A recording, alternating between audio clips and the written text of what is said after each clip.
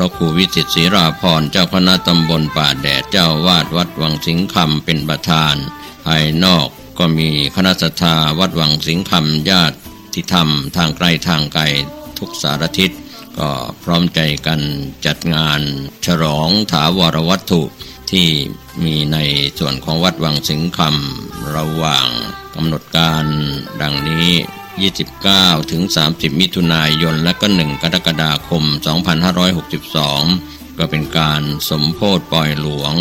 ศาลา9ห้องเสนาสนะถาวรวัตถุก็เชิญท่านร่วมงานที่วัดวังสิงคำตำบลป่าแดดอำเภอเมืองเชียงใหม่จังหวัดเชียงใหม่29-30 มิถุนายนและ1 กรกฎาคมนี้ได้บุญได้กุศลโดยพร้อมเพรียงกัน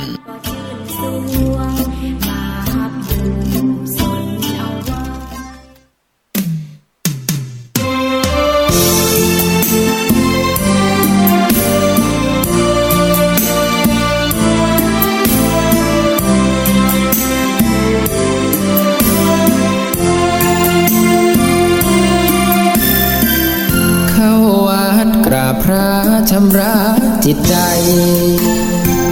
ร้อนรุ่มสวงในอาศัยวัดว่าบรรเทาผิดหวังใจป่วย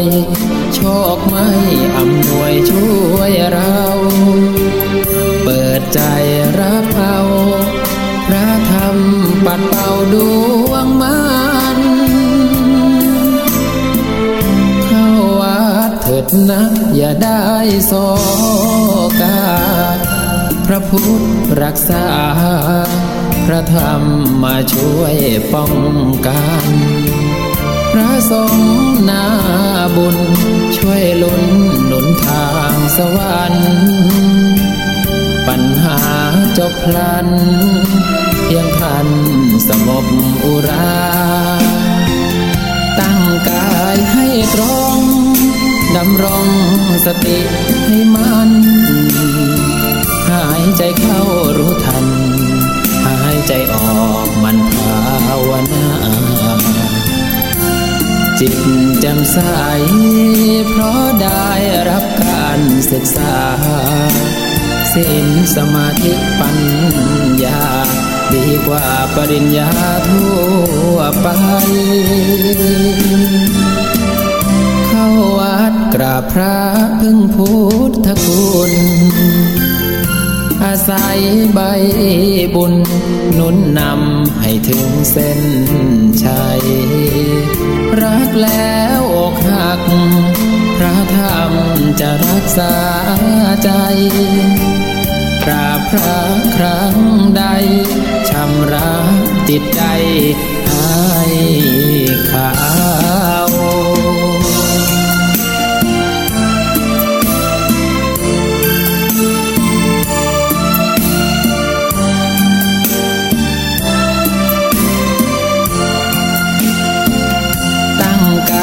ให้ตรงดำรงสติให้มันหายใจเข้ารู้ทันหายใจออกมันภาวนาจิตแจ่มใสเพราะได้รับการศึกษาศีลสมาธิปัญญาดีกว่าปริญญาทั่วไปเข้าวัดกราบพระพึ่งพุทธคุณอาศัยใบบุญหนุนนำให้ถึงเส้นชัยรักแล้วอกหักพระธรรมจะรักษาใจกราบพระครั้งใดชำระจิตใจให้ขาว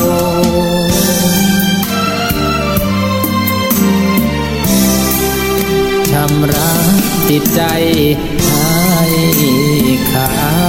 ว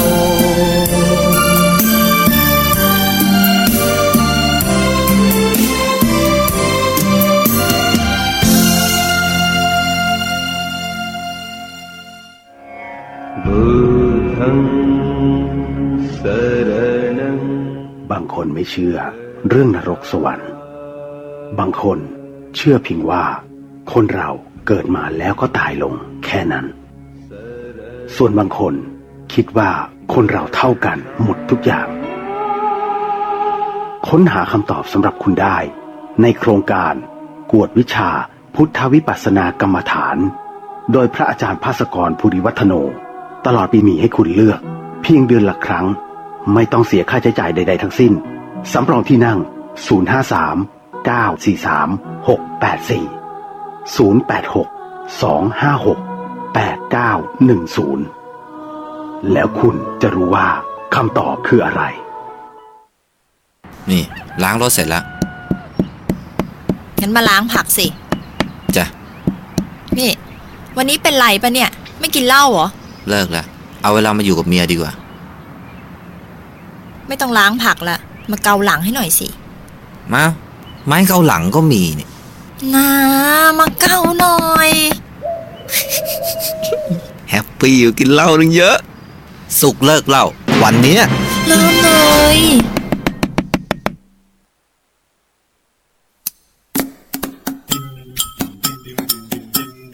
บ้านเบอร์เรอเปิดไฟสะอาซาอามายังบ่นแสบตาว่าคนหายไปไหนดูพี่แว่นนั่นสิครับเปิดน้ำทิ้งกันเข้าไปอยากถามว่าทำไมบ้านพี่มีเกลือหรือไงครับอย่างนี้ต้องหารสองเปิดทีวีทิ้งไว้แต่ไม่ชอบดูพี่ทำอย่างนี้กันหนูมันบาปรู้ไหมดูพี่อ้วนสิคะอาบน้ำยังมีกาใจเรียกลูกหลานมามากมายให้มาอยู่ใต้พุงอย่างนี้ต้องหารสองอย่างนี้ต้องหารสองญาติก็จะไปใจก็จะขาดญาติเห็นเปลืองกระดาษญาติเลยไม่อยากไป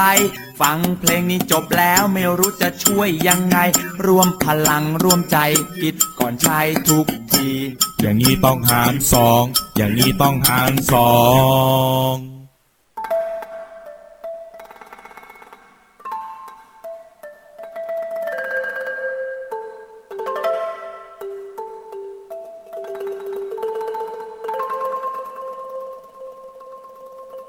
รายการนี้ไม่เหมาะกับเด็กอายุต่ำกว่า 15 ปี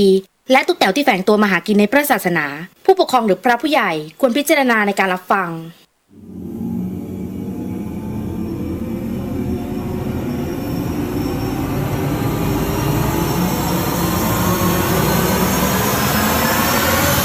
เดอะเฮียน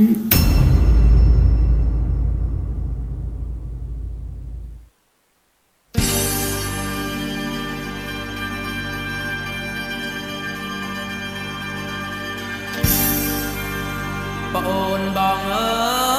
ยไงในไงเที่ยววิเลียละอเอเบอร์ทะเนียงจังบ้านนังกอโอ้ยเนียงอยู่เสาเต่าเก่นเอเบอร์ทะเนียงจ้องถัดทมสรูดบูลอย่างเบนบนกุศลโอ้ยเนียงบำเพ็ญกวยละกวยเว้นเด้อโอ้โอ้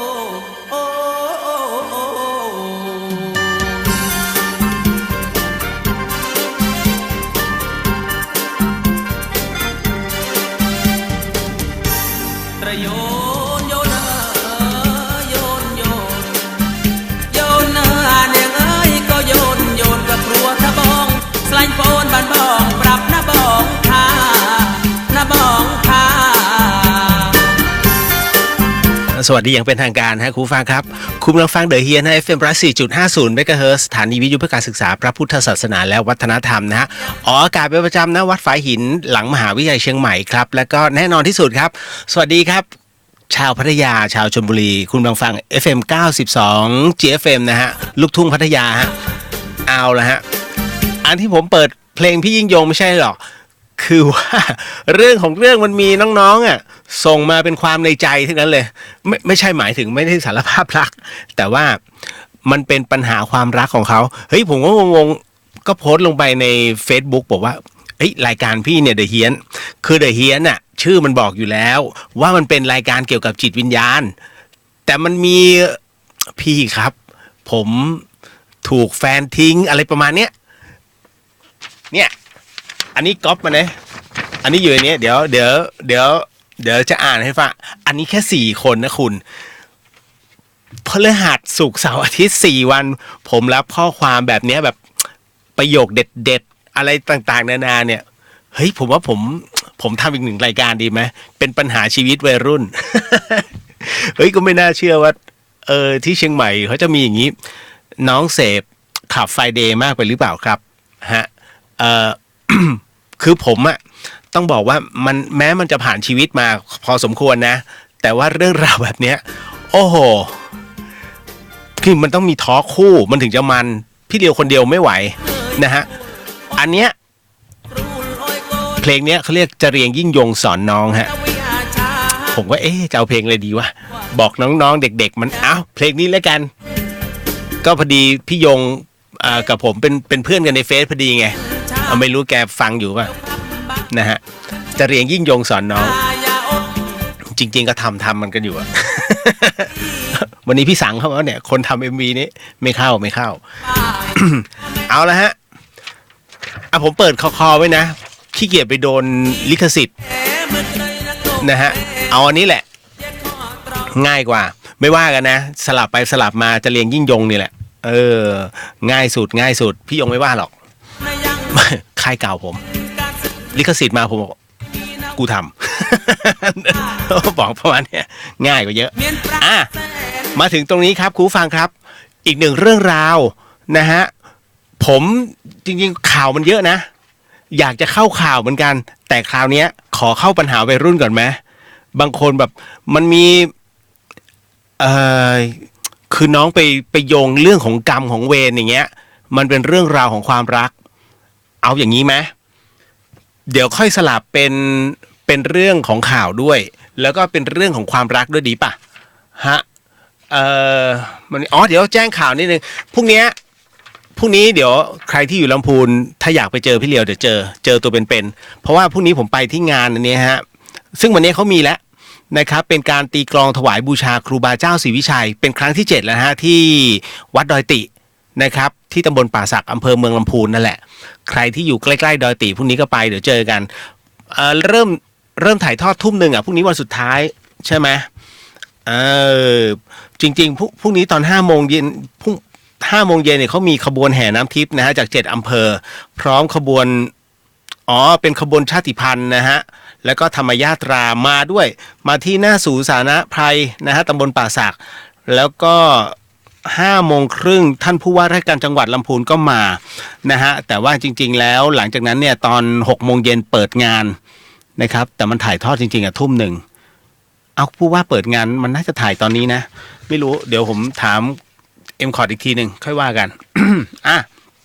พรุ่งนี้ไปเจอกันนะจ๊ะ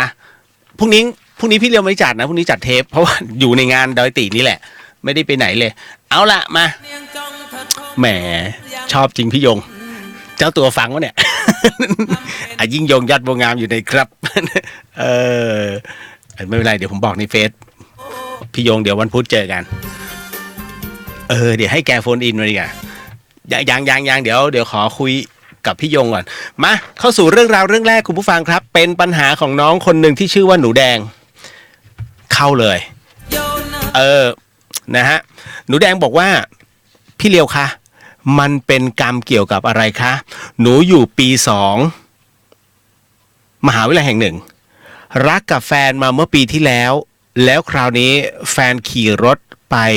แล้วประสบอุบัติเหตุแล้วหนูเป็นคนซ้อนหลังสุดท้ายรถมันล้มนะฮะครูฟังอันนี้สรุปให้ฟังสุดท้ายรถมันล้มแล้วหนูแดงนะฮะหลังไปฟาดพื้นฮะแล้วมันเดินไม่ปกติจากนั้นแฟนก็ดูแลหนูมาตลอดโอเคนะฮะใช้ได้แฟนคนนี้แต่พอเริ่มจะดีขึ้นเขาก็ขนเสื้อผ้าหนีไปเลยเฮ้ยเขาขนเสื้อผ้าหนีไปเลยพอไปเจอที่มหาวิทยาลัยเขาก็หลบหน้าไม่พูดจากับหนูเลยหนูจะทำยังไงดีคะอุ๊ยตายต้องเปิดดังๆไหมเนี่ยจะเรียงยิ่งยงสอนน้อง อันนี้ผมฮาแต่คำถามน้องไม่ฮาฮะเรามาฟังกันหนูแดงฮะฟังอยู่ใช่ไหมเพราะว่าผมทักไปแล้วไม่รู้ฟังทันก็คือฟังทันฟังไม่ทันน้องฟังย้อนหลังในเฟซผมแล้วกันนะฮะ เข้าไปที่พุทธิสิทธิ์ก็ได้ครับเฟซพุทธิสิทธิ์รัตนสมบูรณ์แล้วก็เดอะเฮียนเนี่ยเข้าไปที่วัดฝายหินเชียงใหม่ YouTube นะฮะ YouTube คุณก็จะเห็นตัวเป็นๆนะฮะหนูแดงไปโทษวิบากกรรมไม่ถูกครับอันนี้เขาเรียกว่าคนเห็นแก่ตัวนะฮะคุณผู้ฟังแล้วจะบอกหนูแดงแค่ปี2นะฮะน้องมีความรักกับแฟนคนเนี้ยเมื่อปีที่แล้วใช่ไหมเขาตอนปี1ใช่ไหมนะฮะเขาเรียกว่าป๊อปปี้เลิฟมันไม่ใช่ความรักที่แท้จริงฮะมันเป็นความรักเอาไว้คุยกันคนทุกคนจะต้องมีป๊อปปี้เลิฟเฮ้ยชอบคนนั้นชอบคนนี้รักคนนั้นรักคนนี้นะฮะแต่ท้ายที่สุดน้องเห็นอะไรบางอย่างใช่ไหมฮะคือผมต้องบอกน้องผู้หญิงกับน้องผู้ชายนะฮะผู้หญิงเนี่ยผู้ชายฟังไว้นะผู้หญิงเนี่ยเขาคิดยาวจริงๆเหมือนนกฟลามิงโก้ฮะแต่นกฟลามิงโก้มันมีความรับผิดชอบตัวใดตัวหนึ่งตายปุ๊บมันจะอยู่จนตายเลยนะฮะอีกตัวหนึ่งรอจนวันตายไม่มีคู่แต่มนุษย์เนี่ยไม่เหมือนกันน้องต้องเข้าใจเฉพาะคนไทยนะฮะผู้หญิงผู้ชายเนี่ยผู้หญิงคิดไกลคิดจนที่ว่าเขาใช้ชีวิตร่วมกับคุณจนแก่ตายแต่ผู้ชายเนี่ยไม่ใช่ผู้ชายมันเป็นไปตามภาวะอารมณ์ภาวะของอายุตรงนั้นณตอนนี้น้องยังเป็นวัยรุ่นอยู่น้องยังคิดแค่เนี้ยแต่น้องเชื่อไหมพอมันผ่านการเวลาไปปุ๊บผู้หญิงคนที่น้องคบอยู่ปัจจุบันเนี่ยร่างกายเขาเริ่มเปลี่ยนแปลงแน่นอนที่สุดตอนที่เจอกันเนี่ยยังผอมเช้งกระเดะนะฮะผ่านไปผ่านมานะฮะก็จะเรียกว่าอวบนิดนึงแล้วสุดท้ายน้องจะใช้คำว่าอีอ้วนสังขารมันเริ่มเปลี่ยนไป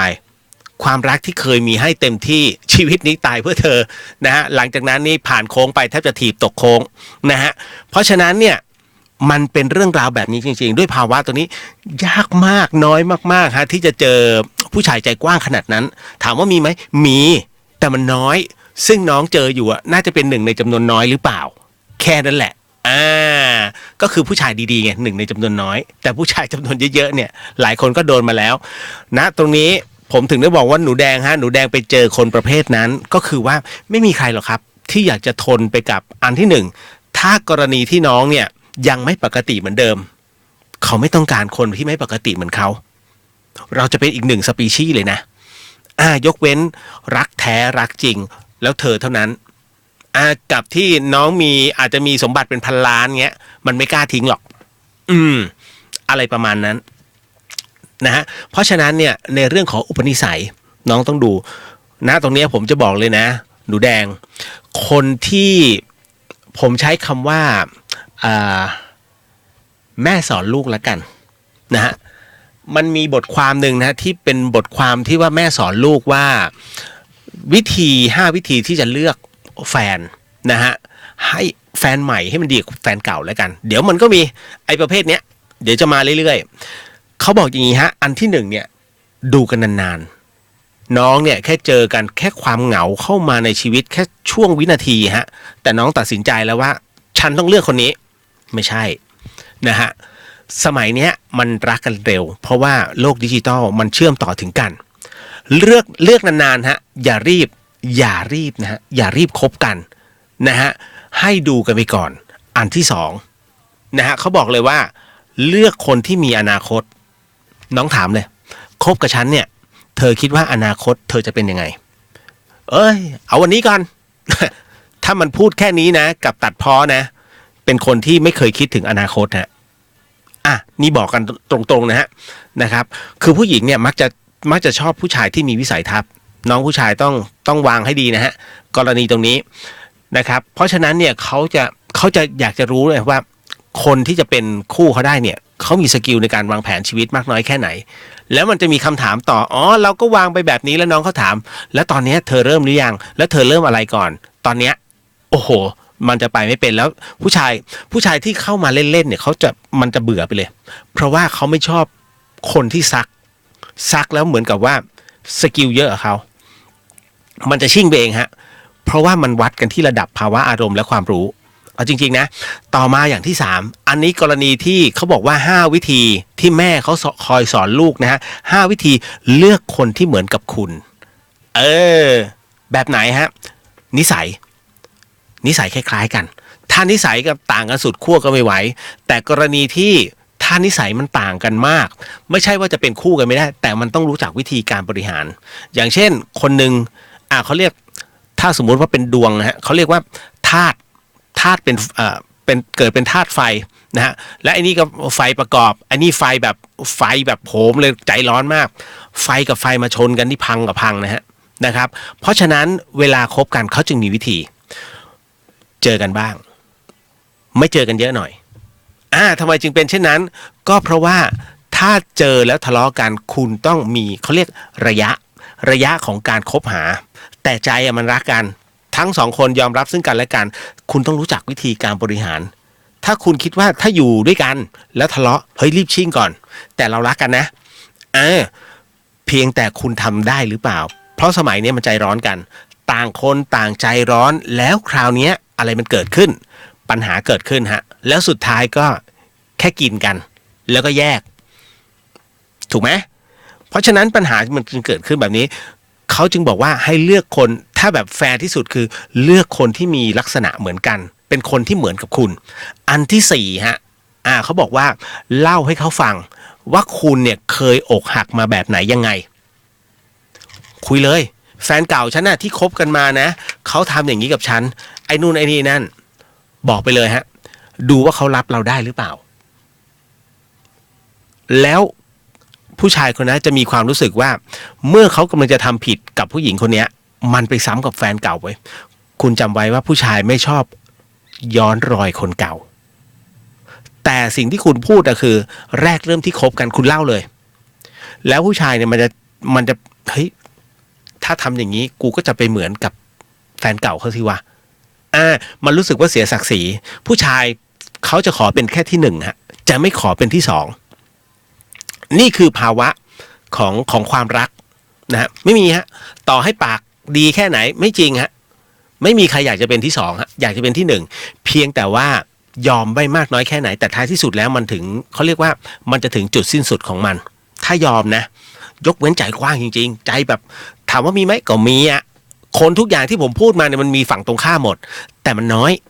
ไม่ใช่ไม่มีนะฮะต่อมาอันสุดท้ายเขาบอกว่าดูวิธีแก้ปัญหาของเขาเมื่อเวลาเกิดการทะเลาะกันคุณผู้หญิงและคุณผู้ชายลองสร้างขึ้นมาฮะเขาเรียกว่าสร้างตัวปัญหาขึ้นมาแล้วลองดูซิว่าไอ้คู่เราอ่ะมันจะแก้ปัญหาแบบไหนบางคนถึงกับด่าทอกันเลยเฮ้ยทำไมเอาปัญหาอย่างนี้มาวะมันงี้ไอ้นี่ไม่รู้จักการแก้ปัญหาเพราะฉะนั้นเนี่ยคนที่เขารู้จักการแก้ปัญหาเขาจะนิ่งแล้วเขาจะคิดก่อนเสร็จปุ๊บมันจะมีคำตอบออกมาฮะมันจะมีคำตอบออกมาให้กับคุณว่าผู้ชายคนนี้หรือผู้หญิงคนนี้เนี่ยสามารถเขาเรียกร่วมหัวจมท้ายได้เพราะว่ามันมีเรื่องราวที่เฮ้ยมันมีแนวโน้มในการแก้ปัญหาให้กับชีวิตทุกคนมีปัญหาหมดนะคุณนะครับเมื่อชีวิตทุกคนมีปัญหาแน่นอนที่สุดอ่ะคุณคนเดียวเขาเรียกหัวเดียวกระเทียมรีบแต่ถ้ามีคู่ชีวิตมาร่วมแชร์ในเรื่องของความรู้สึก2 คนเพื่อนตาย1เดียวหัวหาย2 คนเพื่อนตาย3 คนกลับสบายไอ้นี่ใช้กับเป็นคู่ไม่ได้ ถูกกระทืบ3 คนนี้เขาเรียกว่าเป็นเพื่อนกันนะฮะเขาเรียก3 คนกลับสบายนะฮะแต่กรณีตรงนี้เขาเรียกว่า2 คนเนี่ยเป็นคู่คิดเขาเรียกเพื่อนคู่คิดดังนั้นเนี่ยมีแฟนไว้เพื่อช่วยกันคิดและแก้ปัญหานะครับเพราะฉะนั้นเนี่ยถ้าคุณชอบคนที่อารมณ์ร้อนคุณจะได้คำด่ากลับมาเพราะฉะนั้นแรกเริ่มเวลาคุณคบสมมุติเป็นเพื่อนมึงมาพาโวยนะคุณจะได้คำพูดแบบนั้นน่ะที่ตะคอกคุณแล้วตบตีคุณกลับมาเพราะมันเกิดความเคยชินตั้งแต่ตอนแรกแต่ถ้าคุณได้คนที่ใจเย็นพูดอย่างมีเหตุผลและพูดเพราะแม้จะทะเลาะกันเนี่ยเขาจะเงียบๆแล้วก็จะใช้อารมณ์ในเรื่องของการโกรธเนี่ยแต่เขาไม่ได้ด่าแต่เขาเหมือนกับว่าใช้คำพูดที่มันดูเหน็บเจ็บแต่มันดีกับว่ามึงมาพาโวยถูกไหมเพราะฉะนั้นเนี่ยภาวะอารมณ์โกรธของคนเนี่ยคุณห้ามเขาไม่ได้หรอกเพียงแต่ชอบคนโกรธแบบไหนใช้กำลังหรือว่าใช้ปัญญาต้องดูแบบนี้เพราะฉะนั้นกรณีตรงนี้ฮะเขาถึงได้บอกว่าลองดูว่าเอาปัญหาของเราเนี่ยเฮ้ยฉันมีหนี้อยู่มีหนี้อยู่40,000อย่างเงี้ยเฮ้ยเธอฉันจะทำยังไงดีวะเอาแค่เบาๆนะคุณภาวะเรื่องการเงินเรื่องหนี้เนี่ยมันเป็นภาวะที่ท้าทายผู้ชายมากถ้าผู้ชายช่วยแก้ปัญหาตรงนี้ได้ นะฮะอ๋อไม่เป็นไรเดี๋ยวฉันยืมแม่ได้ยืมพ่อได้ไอ้นี่ใช้พ่อใช้แม่ในเรื่องของการเอามาแก้ปัญหาแต่ถ้าบอกว่าไม่เป็นไรเดี๋ยวขอยืมมาขอยืมพ่อมาก่อนแล้วเดี๋ยวค่อยทยอยใช้เดี๋ยวฉันทำงานแล้วค่อยใช้เฮ้ยมันเริ่มมีเหตุผลคือมันรู้จักที่จะใช้คืนไม่ใช่ยืมลืมนะฮะหรือมันมีอีกอันนึงคือเหมือนกับเป็นการช่วยเหลือกันในการแก้ปัญหาซึ่งกันและกันผมบอกเลยน้องเลือกคนเนี้ยดีที่สุดฮะเพราะว่าชีวิตน้องจะไม่มีปัญหาแต่ถ้ากรณีที่ตามภาวะอารมณ์อย่างเงี้ยเราป่วยเราพิการปุ๊บโอ้โหมันชิ่งหนีก่อนเลยไอ้นี่เห็นแก่ตัวฮะทำไมหมูแดงไปเจอเขาที่มหาวิทยาลัยแล้วเขาไม่คุยด้วยเขาไม่เอาไงเรื่องของเรื่องคือไม่อยากเจอเขาเรียกว่าวิธีชิ่งแต่มันเป็นการวิธีชิ่งแบบดูโง่ๆอ่ะของคนคนหนึ่งที่เห็นแก่ตัวกับผู้หญิงอันนี้บอกเลยฮะถ้าคุณมีโอกาสอย่าไปเจอคนแบบนี้พิจารณาตามที่ผมบอกก่อนแล้วกันนะจ๊ะเรื่องแรกผ่านไปก่อนนะดีไหมหนูแดงอย่าไปโทษกรรมนะฮะกรรมแค่ส่วนหนึ่งกรรมในที่นี้หมายถึงว่าทำบุญร่วมชาติตักบาตรร่วมขันมาได้ระยะหนึ่งแค่คุณเจอเขาแค่แวบเดียวกรณีแบบนี้ฮะมันมีเยอะเดี๋ยวขออนุญาตทักทายน้องๆก่อนที่จะเข้ามานะครับโอ้ยเป็นไงบ้างพี่ยงเดี๋ยว เฮ้ยไม่อยู่ๆเขาเปิดเพลงพี่ยงไม่รู้ไงนึกว่าเพลงอะไรดีวะนะฮะ What's up bro โอ้โหแหมมาอารมณ์ไหนพี่ก็ไม่เป็นไรเปิดให้พี่ยิ่งยงนิดหนึ่งนะฮะยิ่งยงยอดบัวงามที่ถูแบบเนี้ย นะฮะโอ้โหเปิดเพลงไม่ใช่อันนี้นะไอ้เจ้าจ๋าก็นะเป็นไงมั่งลูกนะฮะน้องแจงสวัสดีครับพี่เลียววันนี้ว่างฟังสักทีจ้าน้องแจงนะฮะพี่เห็นแล้วน้องหมาน่ารักเชียวน้องกันสวัสดีค่ะพี่เลียวสวัสดีครับผมนะฮะอันนี้อ่านว่าอะไรป๊อปคอร์นหรือคอนป๊อปสวัสดีครับ นะฮะหลิงใหญ่แหมเวียนหัวนะภาพเนี้ยนะฮะคุณนนพัฒน์สวัสดีพี่เลียวจ้างงเลยเจอเข้าไปที่เพลงนี้งงสิงง นะฮะอันนี้อ่านว่าอะไรคำใช่ไหมคำก้อนเหรอใช่ปะสวัสดีค่ะไอเรียวดูแลสุขภาพด้วยนะขอบพระคุณครับฮะอ่านเดี๋ยวพรุ่งนี้ผมจะรอพี่ที่งานแต่เที่ยงเลยครับไม่ได้ไปด้วยอ่านฮะพี่แมวจะมารับอยากทราบว่าเพชฌฆาตที่ทำหน้าที่ประหารชีวิตนักโทษนั้นเขาจะได้รับกรรมแบบไหนครับคาใจมานานแล้วโอเค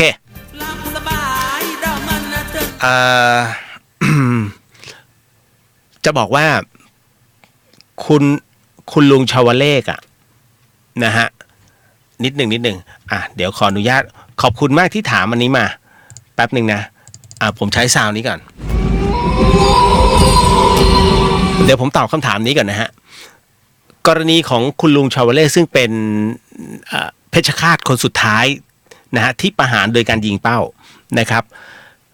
ก็ได้ถามคุณลุงนะฮะเคยมีโอกาสเพราะผมเป็นคนนนท์นะฮะอยู่ทั้งกรุงเทพและนนทบุรีบ้านมันมีอยู่กัน3หลังที่กรุงเทพนะฮะไม่ได้รวยเพียงแต่ว่าเที่ยวไปเที่ยวมานะฮะแล้วคราวเนี้ยผมเนี่ยบ้านผมอยู่ตรงท่าน้ำนนท์เลยท่าน้ำนนท์เลยฮะหลังเรียนอนุบาลนนทบุรีถ้าใครอยู่แถวนนท์จะรู้ตรงนั้นนะฮะกับอีกหลังหนึ่งเขาเรียกเมื่อก่อนเป็นโรงงานไบเล่นะฮะตอนนี้ก็เป็นตลาดอะไรวะตลาดเลยผมจำไม่ได้แล้วเป็นซอยเมื่อก่อนเป็นซอยตอนนี้เป็นนนทบุรี2นะครับเมื่อก่อนเขาเรียกซอยโตจัน2ก็ยังอยู่ตรงนั้นมันมีโรงงานไบเล่อยู่แล้วก่อนจะถึงซอยบ้านพี่มันเป็นคุกบางขวางซึ่งเพื่อนพี่เองเป็นรองผบ.เรือนจำตรงนั้นผมก็ได้มีโอกาสได้คุยกับคุณลุงชวเลขนะฮะแล้วประมาณว่าแกก็บอกนะว่าก่อนที่จะเหมือนหลังจากที่ประหารคือเพชฌฆาตเขามีด้วยกัน3คนเมื่อก่อนนะฮะเพชฌฆาตมีด้วยกัน3คนแต่รู้ว่าคุณลุงเนี่ยลุงเชาเนี่ย หนึ่งแน่ๆมือหนึ่งนะฮะแต่ถ้าวันไหนลุงเชาไม่อยู่เนี่ยเขาจะมีอยู่ตรงนั้นแล้วคนที่เป็นมือประหารที่เป็นเพชฌฆาตจะไม่รู้ตัวมาก่อนว่าวันนี้จะมีการประหารยกเว้นคำสั่งจะมาช่วงบ่ายฮะพอคำสั่งจะมาช่วงบ่ายเสร็จปุ๊บ3 คนเนี้ยก็ไม่รู้เหมือนกันว่าใครจะได้เป็นมือประหารจนกระทั่งวินาทีสุดท้ายคือเขาเลือกคนเนี้ยมาเป็นตัวยิง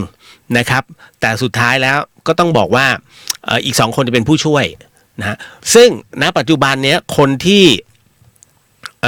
ใช้วิธีการฉีดยาพิษก็ยังเป็น3 คนแบบนี้อยู่ซึ่ง3 คนนี้ก็ไม่รู้ว่าใครเป็นยาพิษใครเป็นยานอนหลับใครเป็นยาบำรุงนะฮะจะมี3 คนนี้นะครับเพราะฉะนั้นเขาจะไม่รู้สึกเลยว่าเขาจะเป็นคนฆ่าแต่กรณีของคุณลุงเชาเนี่ยต้องบอกก่อนลุงบอกว่ามันมีหน้าที่ฮะมันคือหน้าที่กรณีการประหารชีวิตคนแล้วเป็นหน้าที่แบบนี้ฮะนะครับถ้าต้องบอกฮะว่าจะต้องมี1 คนที่เป็นหน้าที่แบบนี้แล้วมันไม่ได้เต็มใจต้องบอกว่าว่ากรรมเนี่ยเกิดจากการกระทำที่เต็มใจจงใจคือดูเจตนาเป็นหลักถ้าเจตนามันไม่มีนะครับแต่มันจำใจเพราะเป็นคำสั่งยังถือว่าไม่ครบองค์ประกอบในการประกอบกรรมหลังจากที่คุณลุงยิงเสร็จปุ๊บเนี่ยคุณลุงจะใส่บาตรตอนเช้าคือทำบุญให้เขาเลยนะตอนนั้นผมจะบอกว่าก็ครั้งหนึ่งในชีวิตที่ได้มีโอกาสได้เจอนักโทษประหารก่อนที่เขาจะเข้าสู่แดนนะโอ้ตอนนั้นสมัยเด็กๆแล้วนะถือปิ่นโตให้ลุงนะให้หลวงลุงตอนที่เขาไปเทศนะฮะแต่ก็ในขณะเดียวกันเขาก็กันนะนั่นนะแต่เราได้เห็นอยู่แต่ว่าไม่ได้ไม่อะไรมากมายนะพอถึงตรงเนี้ยเสร็จปุ๊บกรณีตรงนี้เนี่ยรับกรรมไหมเขาเรียกว่าอย่างถ้าเป็นนรกเนี่ยเขาก็จะเป็นนายอะไรเขาเรียกว่านิรตยบาลหรือว่านายนิอะไรวะเขาเรียกอะไรเนี่ยสักอย่างหนึ่งคือเป็นผู้ที่ลงทันลงโทษเพราะฉะนั้นณตรงนี้มันคือหน้าที่ฮะเหมือนกับทหารที่จะต้องปกป้องรักษาประเทศตอนที่มีข้าศึกลุกรานอ่ะจำได้ไหมทั้งเพื่อนบ้านของเราเนินนู่นเนินนี่ไอ้ตรงนั้นก็เรื่องเขาพระวิหารที่ต้องไปลบกันอ่ะแล้วมีการยิงกันตายเกิดขึ้นแล้วของเราก็สูญเสียด้วยกรณีตรงนี้ฮะหลายคนก็สงสัยว่าอุ๊ยไปยิงเขาอย่างนั้นนะฮะมันก็ต้องลงนรกสิมันจำเป็นฮะเขาเรียกว่าการเสียสละในขณะเดียวกันนั้นคำว่าแผ่นดินนั้นนะฮะมันคือความยิ่งใหญ่ที่เสียสละเพื่อมวลเขาเรียกว่าประชาชนทั่วไป1 ชีวิตแลกกับอีก10 ล้าน10 ล้านฮะถามว่าคุ้มไหมคุ้มฮะกรณีความดีของหน้าที่ที่มันเกิดขึ้นตรงนี้ฮะมันทดแทนกันได้เพราะฉะนั้นกรรมตรงนี้จำเป็นไหมไม่รู้จักกันเลยแต่ต้องลบกันมันคือหน้าที่นะฮะมันจำเป็นเพราะฉะนั้นเมื่อทำตามหน้าที่นะตรงนี้ถือว่าไม่ครบองค์ประกอบในเรื่องของการประกอบกรรมนะตรงนี้อาจจะรับโทษแต่ว่ามันไม่ใช่ขนาดนี้นะไม่ถึงขนาดนี้นะครับเหมือนกับยิงมายิงไปอย่างเงี้ยประหารมาประหารกลับอย่างเงี้ยฮะไม่ถึงขนาดนั้นนะครับต่อมาคุณณัฐนานรออยู่เจ้านะฮะต๋องสวัสดีครับพี่ทำงานดีท่าเป็นไงล่ะบอกแล้วจะเปลี่ยนงานบอกมา ไอ้กัจจังสวัสดีครับไอ้เรียวสวัสดีครับฮะต๋องของผมหมุนครับพี่คืออะไรเน็ตไม่ดีดินะฮะคุณธนสิทธิ์ฝังอยู่ครับนะฮะมาแล้วอันนี้หมูบินฮะ นะเด่นมอร์นิ่งครับพี่เลียวพรุ่งนี้เอายูนิตทำฟันไปซ่อมครับแอบมาส่องคุณพระช่วยนะฮะโอ้เจสวัสดีครับพี่เรียวแชร์ไว้รอฟังพรุ่งนี้พอดีเมียไม่กล้าฟังครับมันไม่ใช่ผีแล้วตอนเนี้ยบอกเมีย นะมันมีแต่เรื่องปัญหาวัยรุ่นเนื้อเลยนี่ยังไม่ได้เข้าข่าวเนี่ยล่อไป5 ทุ่มครึ่งแล้วชื่อชายนะฮะชายเอ็มใช่ไหมเอ็มสวัสดีครับพี่เรียวสวัสดีครับไตรรักสวัสดีครับพี่สวัสดีครับผมนะฮะขิมสวัสดีค่ะพี่เลี้ยวยังทันนะขิมมาเอานาอีทด้วยนัทพงศ์สวัสดีครับพี่เลี้ยวสวัสดีครับนะฮะคุณอ่านว่าอะไรเนี่ยกู๊ดเซเว่นเนี่ยสวัสดีครับผม นะฮะแต่แล้วบอกนายนิรยบาลครับนั่นแหละพี่เรียกผิดขออภัยด้วย นะฮะอ๋อต๋องบอกเมื่อกี้มันหลุดนะฮะเอาจัดไปมาคนที่สองฮะคนที่สองนะฮะเอาเพลงใหม่ไหมไหนวะ ไม่กระดาษเยอะมากอ๋ออยู่นี่ซ่าบอกว่าพี่ครับผมมีเรื่องปรึกษาเพื่อนผมมันไปได้เงินจากการพนันมาแล้วมันเอาส่วนหนึ่งไปทำบุญและก็บริจาคที่ตู้โรงพยาบาลมันบอกว่าเพื่อต่อบุญผมก็เลยสงสัยว่าเงินที่มันได้จากการพนันนั้นพระรับไปได้ด้วยหรือครับเฮ้ยเป็นเรื่องที่ดีนะฮะขิมบอกว่าพรุ่งนี้จะเข้าไปค่ะขิมถ้าเข้ามาภาคบ่ายพี่จะฝากพี่ละออไว้ฮะแต่ถ้าไม่เจอพี่ก็รับที่ประดีนะฮะเดี๋ยวนะขอบคุณมากซ่าเรื่องนี้สำคัญมากบางคนเล่นไพ่มาแล้วได้เงินมาส่วนหนึ่งก็อยากใส่บาตรนะฮะซื้อเอาเงินเนี้ยร่วมหยอดตู้แล้วก็ซื้อข้าวใส่บาตรบางคนก็ใส่ซองถวายพระเงินที่ได้จากการพนันนั้นสามารถทำบุญได้ไหมคำตอบคือได้ฮะนะฮะเพราะเงินนั้นเขาเขียนไว้หรือเปล่าเงินจากการพนันตึกแล้วพระต้องรู้ไหม หลวงพี่ครับพอดีวันนี้ผมได้ป๊อกเด้งมาฮะขอใส่บาตรหน่อยหลวงพี่รับไหมหลวงพี่ก็จะยิ้ม แล้วแต่โยมอยากจะต่อบุญก็แล้วแต่โยมนะฮะกรณีตรงเนี้ยมันเคยเกิดขึ้นอยู่บ่อยๆฮะว่าได้หนี้พนันมาแล้วเขาอยากจะต่อบุญถามว่าเป็นเรื่องดีไหมเป็นเรื่องดีในเรื่องของกระบวนการทางจิตใจนะฮะเพราะว่าบุญคือความสุขความเจริญคุณดังนั้นอารมณ์ดีเงินเข้า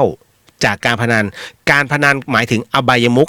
ขก็คืออบายเนี่ยคือสิ่งที่มันต่ำดังนั้นมันไม่มีหรอกที่จะส่งเสริมให้คนนั้นเจริญรุ่งเรืองด้วยการพนันดังนั้นพระพุทธองค์จึงบอกว่าละได้ก็ละซะแต่กรณีนี้เขาเรียกว่าดวงมากกว่ากรณีที่คุณดวงขึ้นแล้วเอาเงินจำนวนหนึ่งมาทำบุญนั้นก็ถือว่าโมทนาสาธุฮะมันเป็นเรื่องที่ดีนะครับรับได้ไหมรับได้ฮะไม่มีข้อไหนที่บอกว่าห้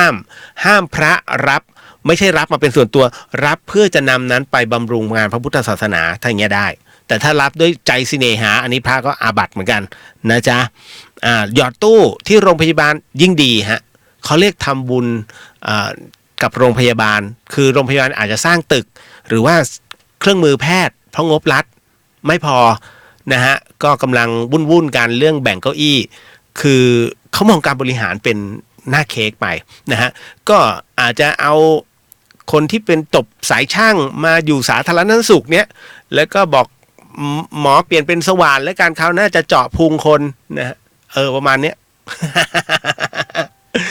นิดนึงฮะแอบนิดนึงรำคาญไม่ใช่เรื่องของเรื่อง ต่อมา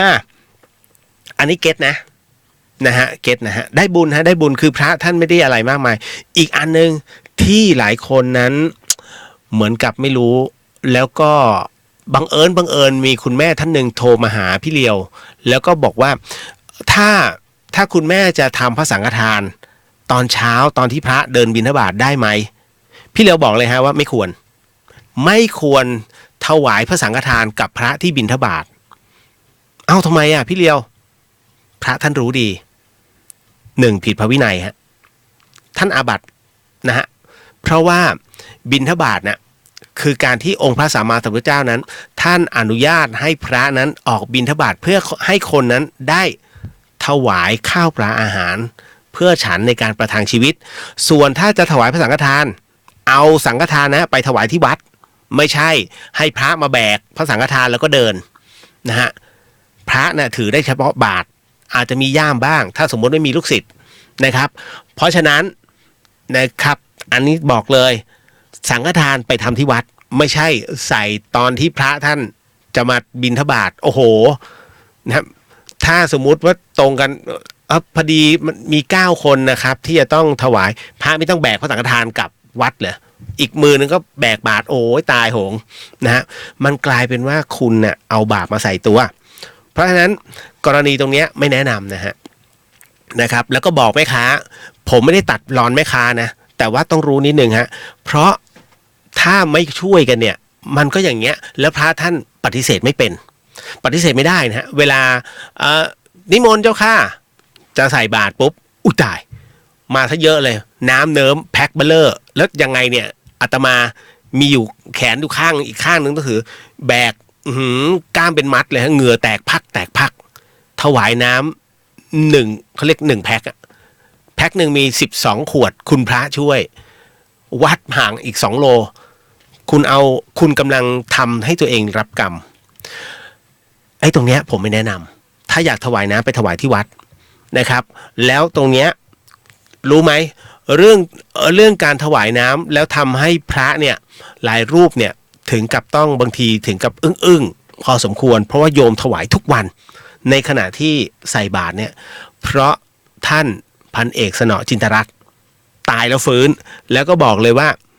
วิญญาณจะไปกินข้าว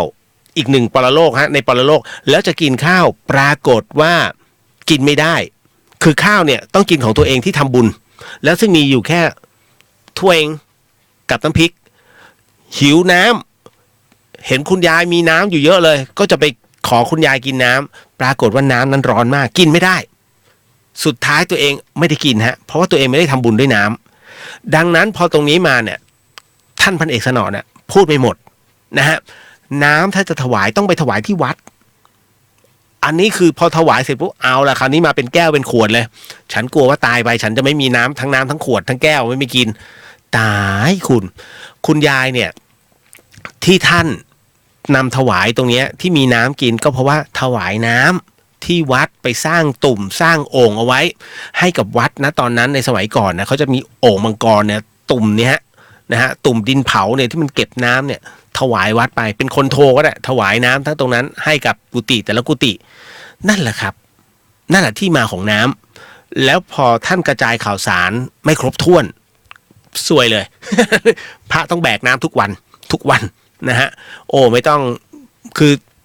บางคนก็ดีแล้วล่ะท่านไม่มีเวลาเล่นพละเลยท่านก็เล่นพละมั่งน่ะถือน้ำไปนะจ๊ะตกลงได้นะฮะซ่าครับจบไป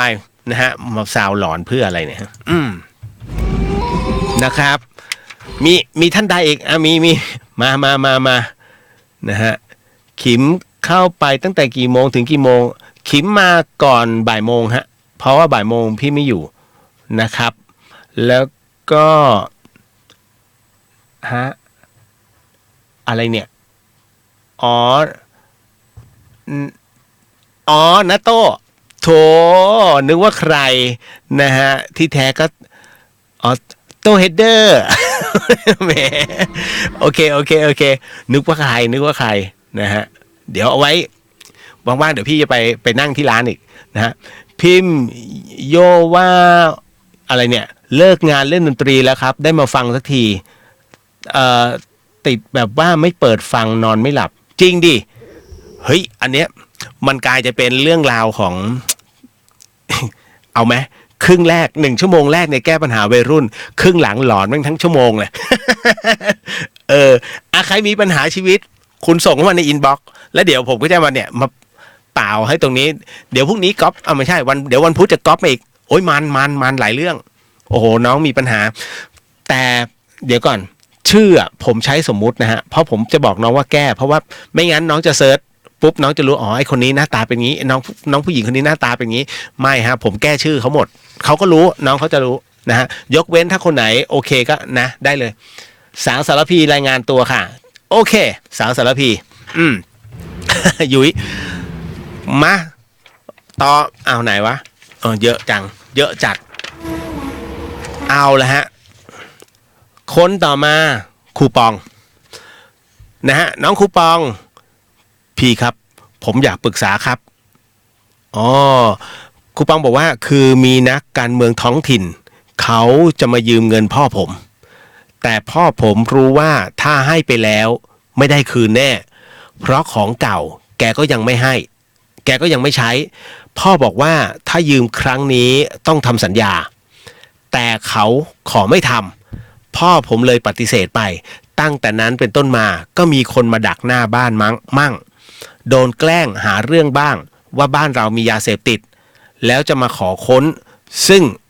เราก็ให้ค้นครับแต่พ่อก็เดินตามติดเพราะกลัวว่าเขาจะยัดยาแล้วสุดท้ายก็ทะเลาะกันคือเขาไม่ให้พ่อเดินตามแต่น้องสาวผมเดินตามพร้อมบันทึกภาพเขาก็คว้าโทรศัพท์ไปแล้วก็ให้ลบไฟล์ทิ้งซึ่งตอนออกจากบ้านเขาก็คืนโทรศัพท์ให้แล้วตอนนี้เหมือนกับว่าจะหาทางแกล้งพ่ออีกคืออยู่กันไม่มีความสุขเลยครับควรจะทำอย่างไรโอ้โหนะฮะเรื่องนี้สำคัญนะฮะต้องบอกก่อนว่ามีหลักฐานไหมนะฮะผมจะบอกว่าในกรณีตรงนี้นะฮะกรณีตรงนี้คูปองไฟล์ที่โดนลบไปเนี่ยไปให้ร้านเขากู้ได้เพราะมันจะมีตัวมันจะมีตัวไฟล์ที่มันบันทึกอยู่นะฮะไปที่โดนลบไปมันสามารถกู้คืนได้นะฮะอันที่สองถ้าเป็นนักการเมืองท้องถิ่นทำหนังสือไป3จุดนะฮะจุดที่1ไปจุดที่1เนี่ยร้องไปที่อะไรล่ะศูนย์ดำรงธรรมนะฮะอันที่สองทำถึงท่านนายกเทศมนตรีนะฮะแต่ถ้าสมมุติว่าใหญ่กว่านั้นคุณทำถึงผู้ว่านะฮะร้องเรียนพฤติกรรมอันที่3ทำถึงมหาดไทยส่งเข้ากรุงเทพเลยฮะนะครับหรือว่าถ้าหนักถ้าคิดว่าไม่ไหวจริงคุณทำหนังสืออีกฉบับหนึ่งถึงผู้ตรวจการนะฮะเพราะฉะนั้น ณตรงเนี้ย4จุดช่วยคุณได้กรณีแบบเนี้ยนะฮะอันที่1เนี่ยถามว่าผิดไหมเท่าที่อ่านมาเฉพาะตรงนี้นะฮะยังไม่ได้ฟังของอีกฝ่ายนึงนะถ้ากรณีตรงเนี้ยอันที่1เขาจะค้นเนี่ยเขาต้องมีหมายก่อนศาลต้องตำรวจต้องเป็นคนถือมาแล้วคุณต้องอ่านให้เรียบร้อยไม่ใช่ถือเป็นกระดาษซองทำใจมาแล้วเอาหมายมาไม่ใช่ฮะอันนี้แอบอ้างเขาผิดอันที่2นะฮะการค้นบ้านค้นกลางคืนไม่ได้นะจ๊ะผิดกฎหมายฮะคุณไปถามตำรวจก็ได้ฮะตำรวจยังไม่กล้าค้นตอนคืนเลยนะฮะยกเว้นว่ามีเหตุแน่นอนว่าต้องตรงนี้แหละอันนี้เข้าค้นได้นะกรณีที่ค้นจริงๆแล้วถ้าหลัง6 โมงเย็นห้ามนะฮะเดินตามได้ไหมเป็นสิทธิ์ของคุณฮะเพราะมันคือบ้านคุณถ้าเขาไม่ให้เดินตามเนี่ยเขาไม่บริสุทธิ์ใจอันนี้ผิดเต็มๆเพราะฉะนั้นภาพที่ลูกบันทึกนะฮะน้องคุณบันทึกเนี่ยใช้ได้ใช้เป็นหลักฐานประกอบที่จะเอาผิดคนนี้ได้นะฮะกรณีโดนแกล้งแบบไหนต้องเขียนให้ชัดเจนนะฮะพูดถึงร้องผู้ตรวจการแผ่นดินเนี่ยฮะนะครับก็เขาสามารถสั่งปลดได้เลยนะฮะกรณีตรงนี้ถ้ามีโอกาสนะครับเป็นนักการเมืองท้องถิ่นใช่ไหมฮะแล้วยืมเงินไม่ให้มันทำสัญญาก็ไม่ยอมโอ้โหมันมีแววมาตั้งแต่คุณจะให้ทำสัญญาแล้วก็ไม่เอาดีกว่าแสดงว่าเขาไม่คิดจะใช้ไงยืมลืมเขาเรียกยืมลืมนะฮะคนแบบนี้เยอะในขณะเดียวกันเขาเรียกว่าถ้ารอกรรมยากฮะรอกรรมตามทันเนี่ยโอ้โหคุณคนประเภทนี้การยืมเงินเนี่ยกรรมมันจะวิ่งถึงมันมี2อย่างกรรมแบบปัจจุบันทันด่วนคือไอ้ที่ติดหนี้กันแล้วไม่ใช้แล้วก็ตามยิงไอ้นี่กรรมปัจจุบันทันด่วนกับประเภทกรรมที่2คือค่อยๆเป็นค่อยๆไปแล้วมันจะทอนตัวบุญของเขาเองอย่างถ้าเขาจะลงทุนตรงเนี้ยมันจะไม่ถึงหรอกเงินของเขาจะโดนเขาเรียกอาจจะโดนเบี้ยวหนี้บ้างหรือว่าจ่ายไม่ครบบ้างหรือหักหัวคิวมากเกินไปบ้างเขาก็จะโดนบ้างนะฮะเพราะฉะนั้นมันเป็นตัวเขาเรียกเราอาจจะไม่สามารถสัมผัสได้แต่ตัวคนที่เป็นอย่างเงี้ยเขาจะรู้ว่าเขากำลังโดนอะไรอยู่นะฮะมาต่อมาฮะสุดท้ายโยโย่ไตรลักษณ์157อ๋อแหมมาตราสวัสดีครับทำมาดีนะแล้วก็ต่อมาคนสุดท้ายโนเกีย อันนี้มาดราม่าเลยโนเกียบอกว่าพี่เลียวคะ หนูมีปัญหาเรื่องความรักอยากปรึกษาอีกแล้วฮะ วัยรุ่นเข้าใจฮะนะฮะเขาบอกว่าหนูมีปัญหาเรื่องความรักอยากปรึกษาคือมีคนมาชอบหนูหลายคนโอ้โหกำลังจะบอกว่าน้องน่ารักใช่ไหม นะฮะมีคนมาชอบหนูหลายคนแต่หนูบอกก่อนนะคะว่าหนูไม่มีความรู้สึกกับใครทั้งหมดทั้งสิ้นแต่ถ้าจะต้องให้เลือก1 คนพี่ว่าหนูควรจะเลือกใครดีฮะน้องๆช่วยฟังด้วยนะโนเกียบอกงี้คนแรกเขาอายุมากกว่าหนู6 ปีค่ะพี่เลียวเป็นคนที่เจอกันในเฟซนี่แหละคือเขาให้คำปรึกษาดีมากเวลาหนูมีปัญหาแล้วเล่าให้เขาฟังในไลน์เนี่ยเขาก็จะตอบมาดีค่ะแต่เจอจริงๆเนี่ยแค่2 ครั้งนะแล้วก็ที่เหลือก็เราก็ติดต่อกันทางไลน์ตลอดคนที่2เป็นเพื่อนน้องชายค่ะคนนี้คอยจะตามหนูตลอดจนอึดอัดแต่เวลาหนูมีปัญหานะฮะน้องเขาบอกว่าแต่เวลาหนูมีปัญหาเนี่ยคนเนี้ยเรียกมาทีไรเนี่ยเขาจะช่วยหนูได้ตลอดทุกทีเลยส่วนอีกคนนึงเป็นเพื่อนที่มหาวิทยาลัยคือเขาอยู่อีกคณะหนึ่งแล้วมันก็จะมีวิชาที่ลงเหมือนกันเขาก็จะมาเรียกว่าคือมันก็จะมาเรียนด้วยกันแหละแล้วเขาก็จะมาชวนไปนี่ไปนั่นซึ่งเขาเป็นเพื่อนของเพื่อนสนิทหนูด้วยหนูก็อดเกรงใจเพื่อนไม่ได้ถ้าจะไม่ให้เขาไปไหนกับหนูและเพื่อนซึ่งหนูว่าด้วยความคิดการคุยหนูไม่ค่อยชอบนะแต่เพื่อนๆมันก็เชียร์กันบางทีหนูก็ตามเพื่อนๆหนูควรจะทำยังไงดีคะที่สำคัญหนูไม่อยากปรึกษาพ่อแม่เดี๋ยวเขาจะไม่สบายใจโอ้โหตายแล้วโนเกียฮะผมจะบอกว่างี้ฮะโนเกียน้องคิดอ่ะถูกแล้วคืออย่าเพิ่งเลือกเลยเพราะว่าไอ้3 ช้อยที่น้องส่งมาให้เนี่ยมันฟังแล้วไม่ค่อยจะเวิร์กน้องสนใจดีเจบ้างไหมฮะ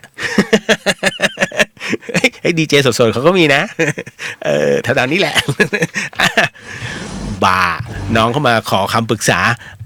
อย่างนี้ฮะคุณผู้ฟังโนเกียฟังไว้ด้วยนะถ้าฟังอยู่คืออย่างนี้คือคนแรกเนี่ยข้อมูลน้องให้มาไม่ชัดเจน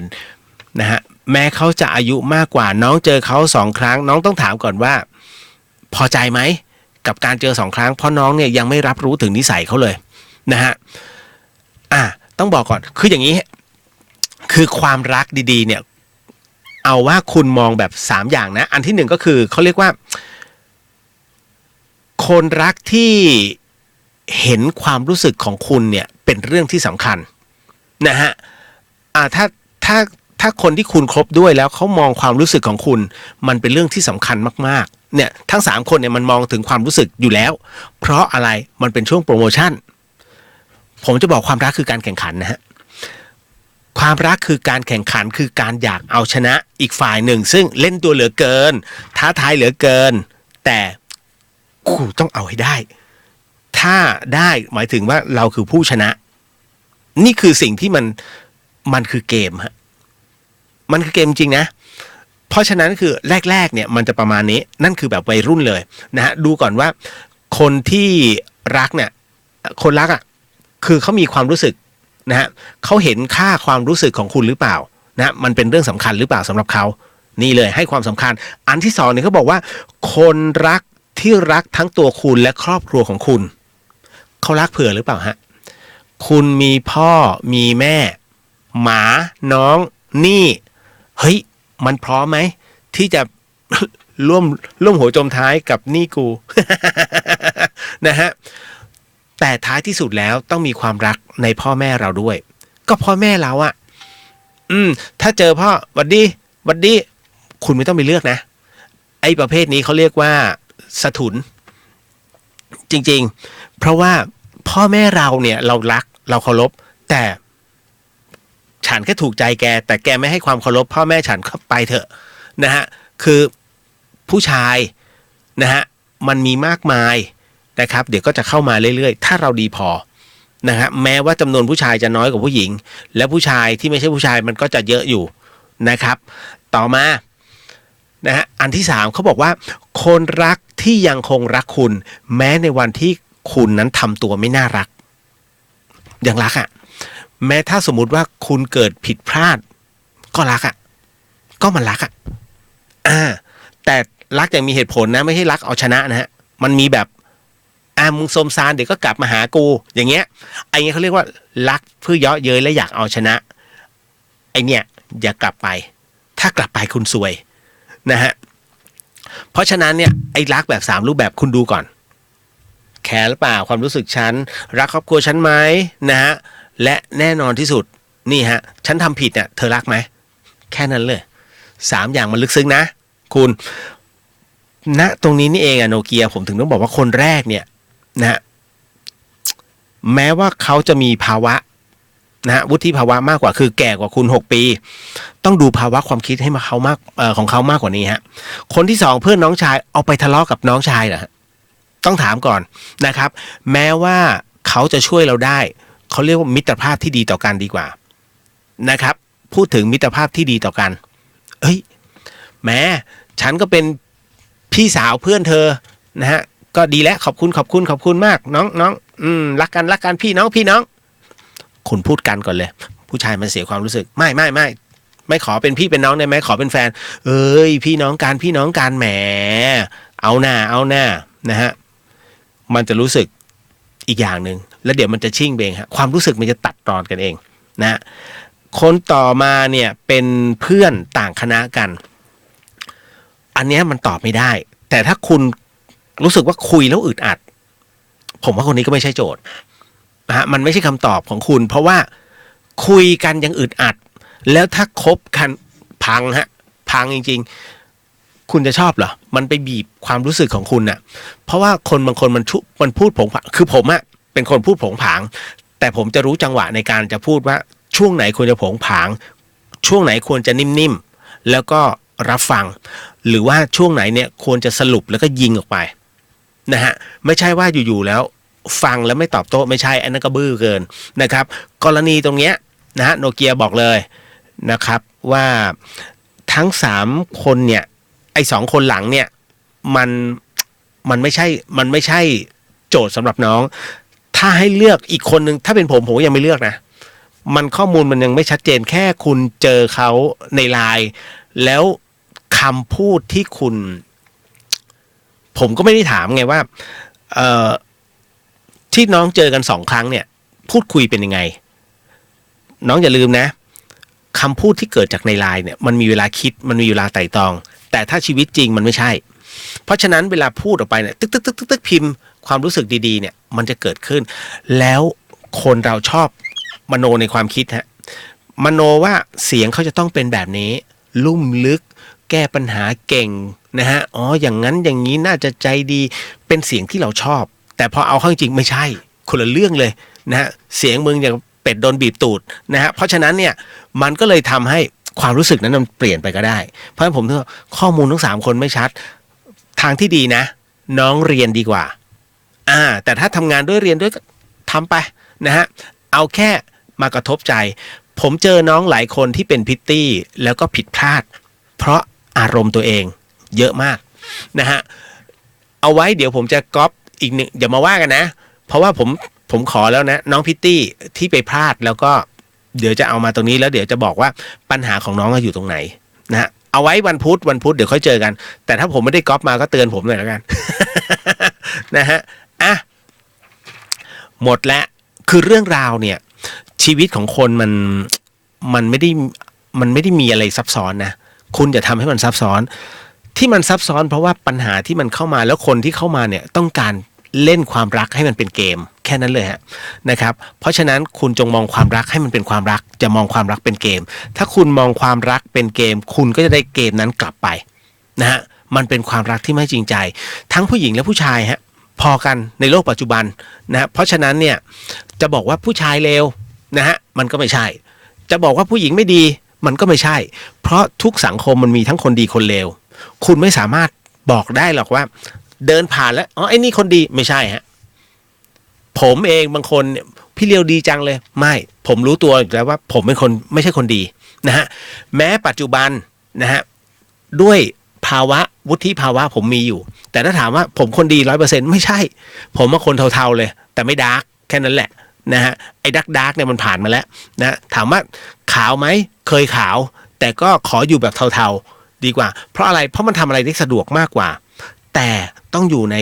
ลิมิตที่มันจำเป็นฮะลิมิตพอดีไม่ใช่ดาร์กจนทำให้มันมีเรื่องราวในชีวิตนี่แหละฮะต่อมาคนที่เธอตั้งฟังอยู่ที่แยกขวงสิงครับอาจารย์นะฮะไอ้ต๋องโสดจ้า โยเกิร์ตผู้หญิงหรือผู้ชายครับใครวะ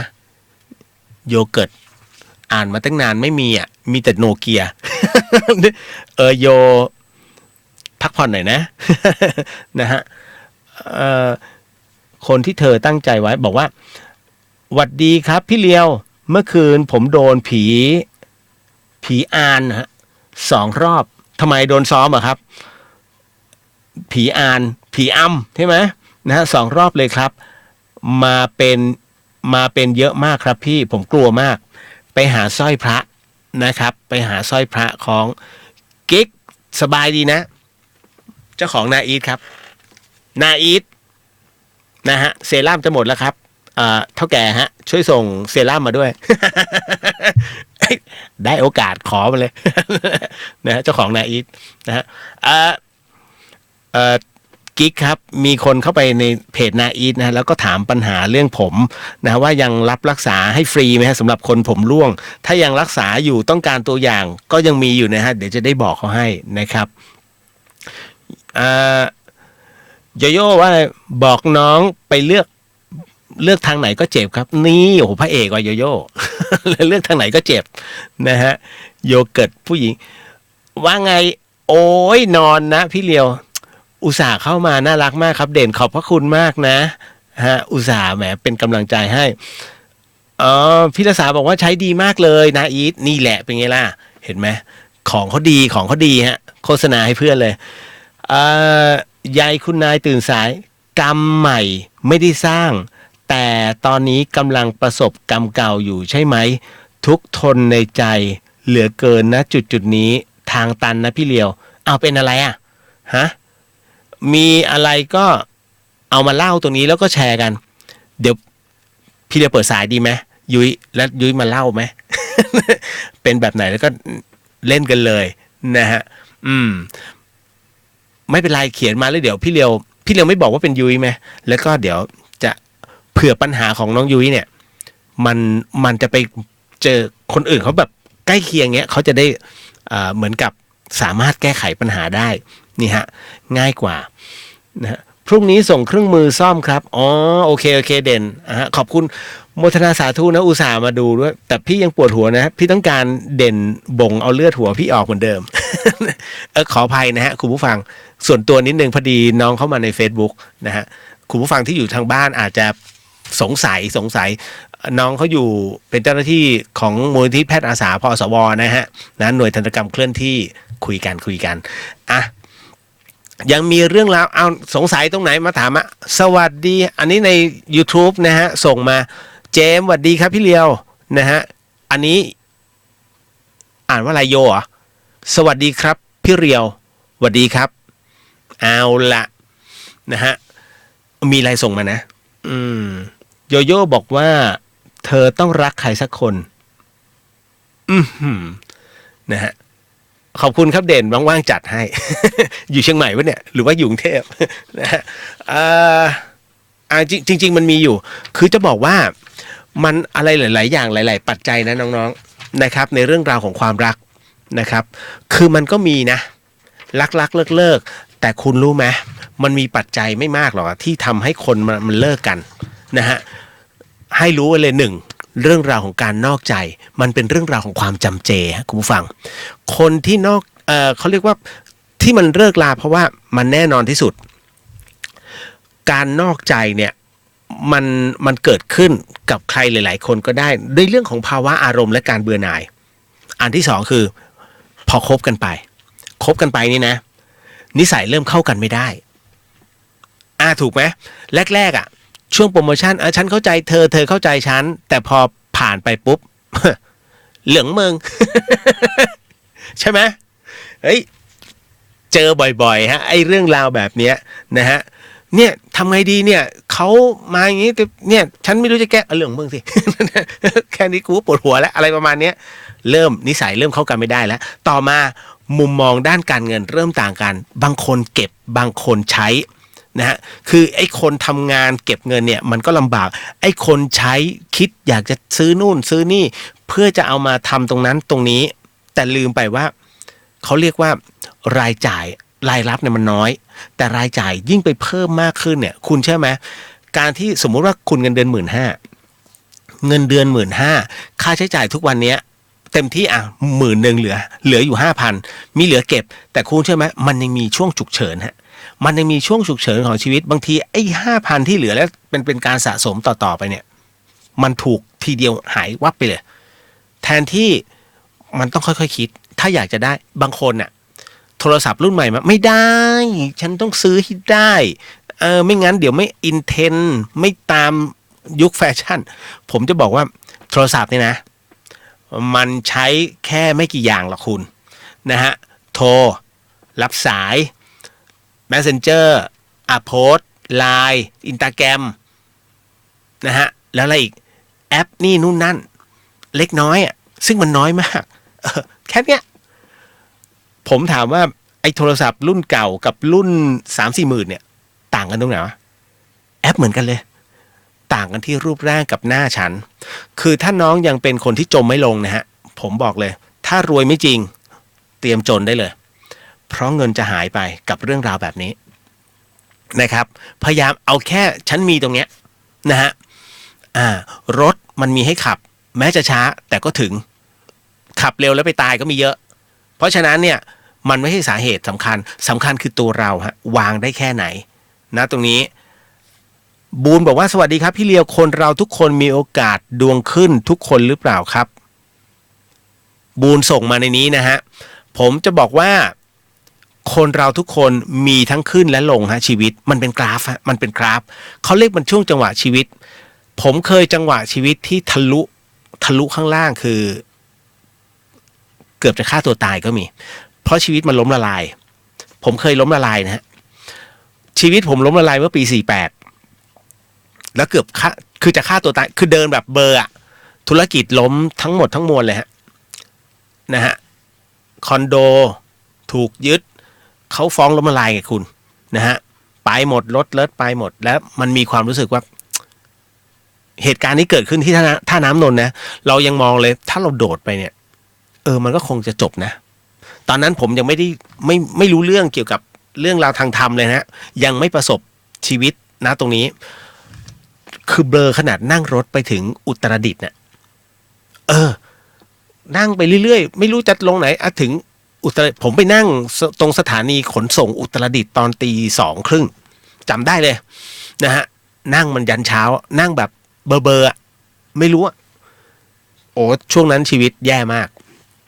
ผมถึงได้รู้ไงว่าน้องที่ประสบปัญหาแบบเนี้ยมันกำลังเจออะไรอยู่ด้วยความคิดแบบเนี้ยซึ่งผมผ่านมาแล้วผมถึงได้บอกว่าผมไม่กลัวเลยเวลาวัยรุ่นมีปัญหา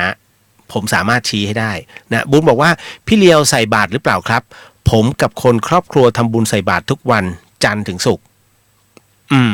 นะผมถ้ามีโอกาสผมก็ใส่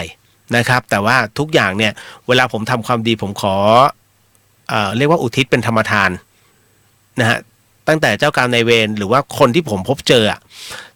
ตั้งแต่ตอนที่ผมตายแล้วผมบอกอะไรที่เป็นความดีผมขออุทิศให้เขาก็ทั้งหมดนะ นะฮะบุญมันทำได้หลายอย่างนะครับ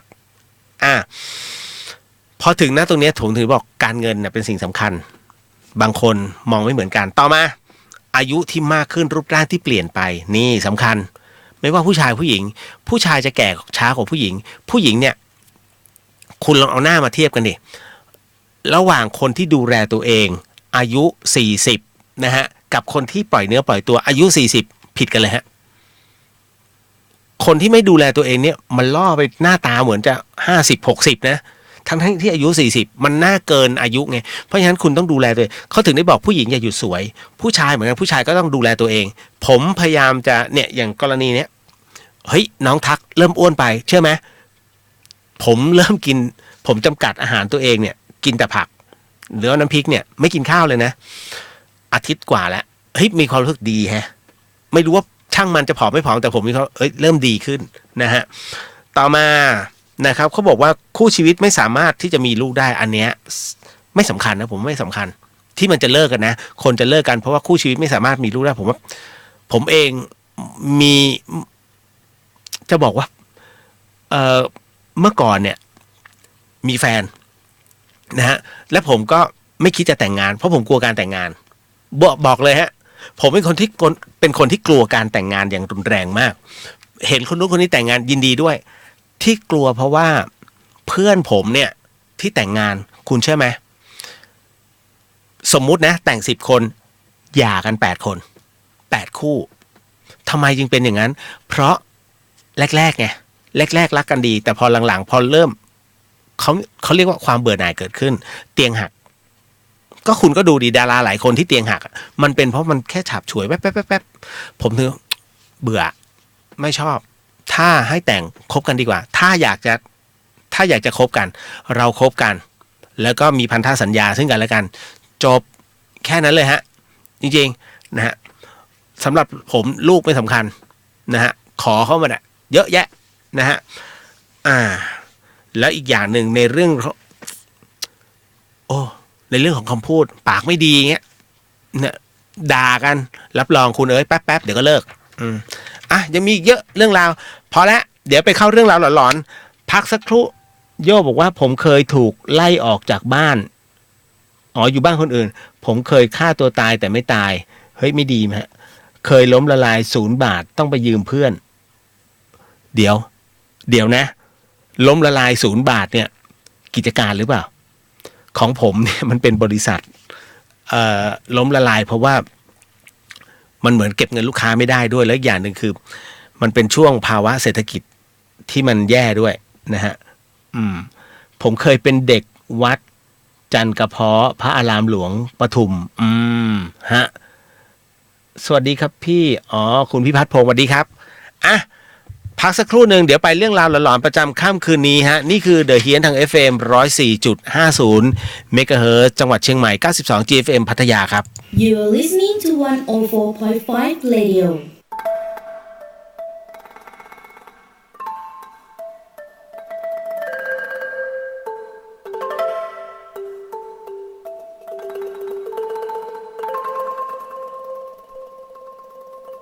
รายการนี้ไม่เหมาะกับเด็กอายุต่ำกว่า15 ปีและตุ๊กแต๋วที่แฝงตัวมาหากินในพระศาสนาผู้ปกครองหรือพระผู้ใหญ่ควรพิจารณาในการรับฟัง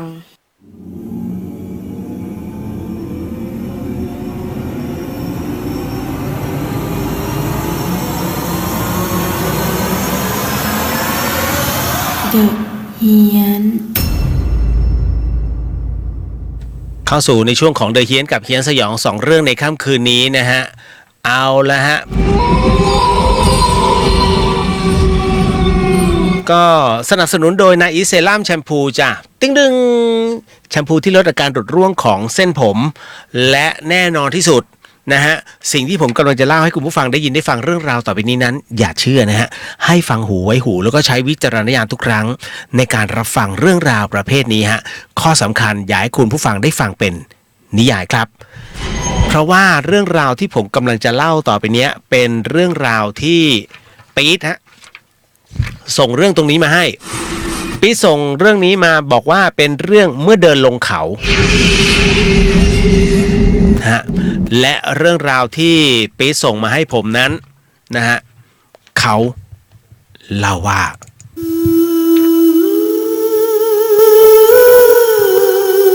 ปี๊ดบอกว่าอย่างนี้ฮะคือได้ผมกับเพื่อนอีก2 คนครับพี่เหลียวได้นัดกันว่าจะเดินสำรวจป่าตามพื้นที่เส้นทางธรรมชาตินะครับอย่างเช่นอ่างกาดอยอินทนนท์แบบนี้ฮะซึ่งพวกผมก็จะเป็นการฝึกการเดินป่าไปในตัวเพราะเราเป็นคนที่ชอบลุยป่ากันนะฮะเราจึงปรึกษากันว่าถ้าจบการศึกษาไปพวกเราจะนัดกันเดินป่าปีละครั้งไม่ว่าแต่ละคนนั้นจะไปทำงานที่ไหนก็แล้วแต่นะฮะจะต้องกลับมาเจอกันปีละครั้งแล้วก็เดินป่าด้วยกันทั้ง3 คนปี๊ดบอกว่า มันก็มีคนแนะนำครับพี่แนะนำว่าเฮ้ยลองไปเดินสำรวจเส้นทางธรรมชาติที่แห่งหนึ่งนะอยู่ในเขตอำเภอแม่แตงครับอำเภอแม่แตงอยู่ในจังหวัดเชียงใหม่นะคุณผู้ฟังท่านใดที่ฟังอยู่ที่พัทยาอาจจะนึกไม่ออกนะอยู่ในเขตอำเภอแม่แตงนะครับทางเหนือของตัวเมืองเชียงใหม่นะซึ่งระยะทางในการเดินนั้นทั้งสิ้นเนี่ยมันราวๆ18กิโลฮะปี๊ดบอกว่าเราก็เตรียมนะฮะสัมภาระก็คือ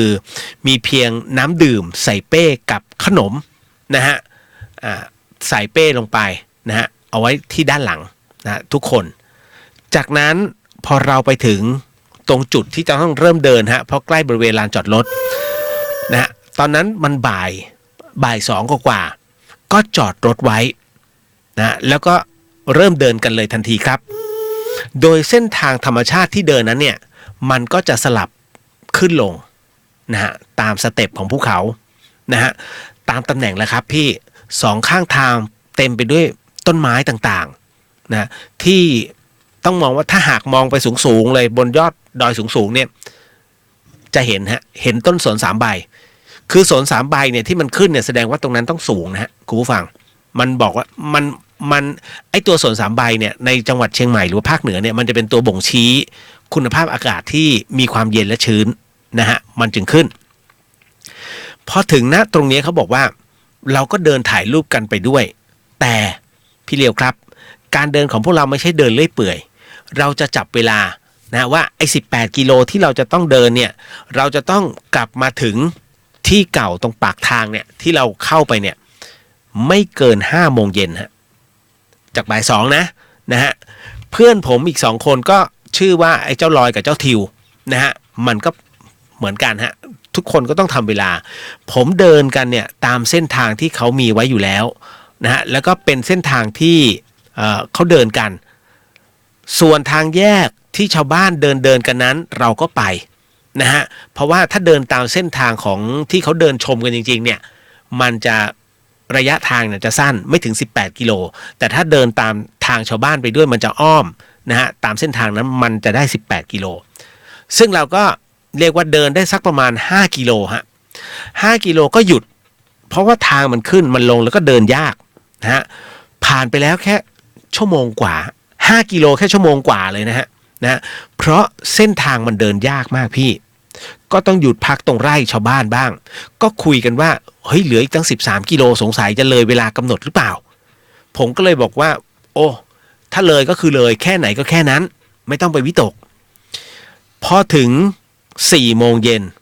นะฮะ4 โมงเย็นเนี่ยมาได้แค่12โลฮะมาได้12โลอ่ะยังพอทนฮะยังเหลืออีกไม่กี่โลเองก็จะถึงแล้วล่ะนะครับก็ยังวนอยู่ในป่าเลยก็หยุดพัก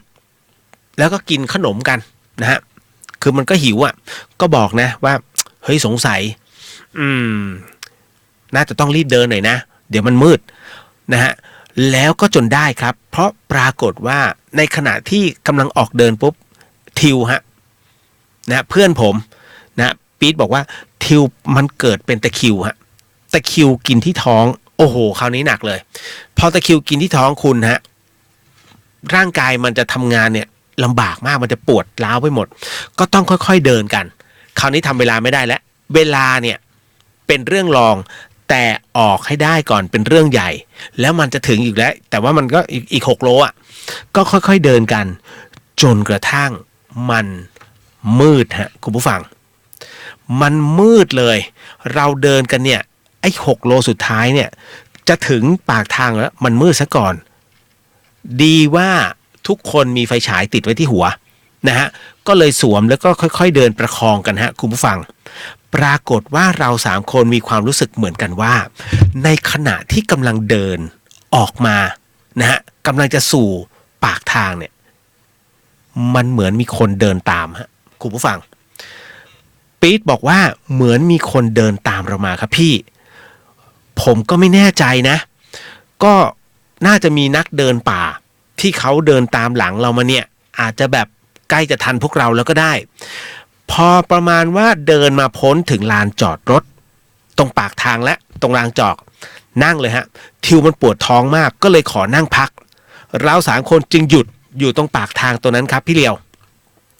นะน้องบอกหยุดตรงนั้นเลยแล้วเสียงเท้าที่มันเดินตามมานะฮะมันก็เดินใกล้เข้ามามันเป็นทางตรงแต่ยังไม่เห็นคนแล้วมันก็มาเงียบอยู่ตรงนั้นเงียบอยู่ตรงใกล้ๆผมก็เลยบอกเฮ้ยลอยแปลรถมาดีกว่าปะทิวมันคงเดินไม่ไหวอ่ะให้ทิวมันนั่งอยู่ตรงเนี้ยส่วนผมเนี่ยนะฮะปี๊ดบอกว่าส่วนผมก็นั่งเป็นเพื่อนทิวมันลอยมันก็ตกลงแล้วก็เดินไปที่รถฮะคุณผู้ฟังเรื่องราวมันก็คือพอลอยเนี่ยไปถึงรถมันก็เหมือนจะเปิดรถแล้วก็เปลี่ยนเสื้อแล้วจากนั้นผมก็เห็นว่าลอยมันโบกมือนะฮะแบบกวักมือเรียกอ่ะผมก็เลยบอกว่าเฮ้ยก็ใช้ปากอ่ะตะโกนมาก็มานี่ดิก็มานี่มาเร็วๆนะฮะผมก็รีบทำท่าให้มันรีบขับมา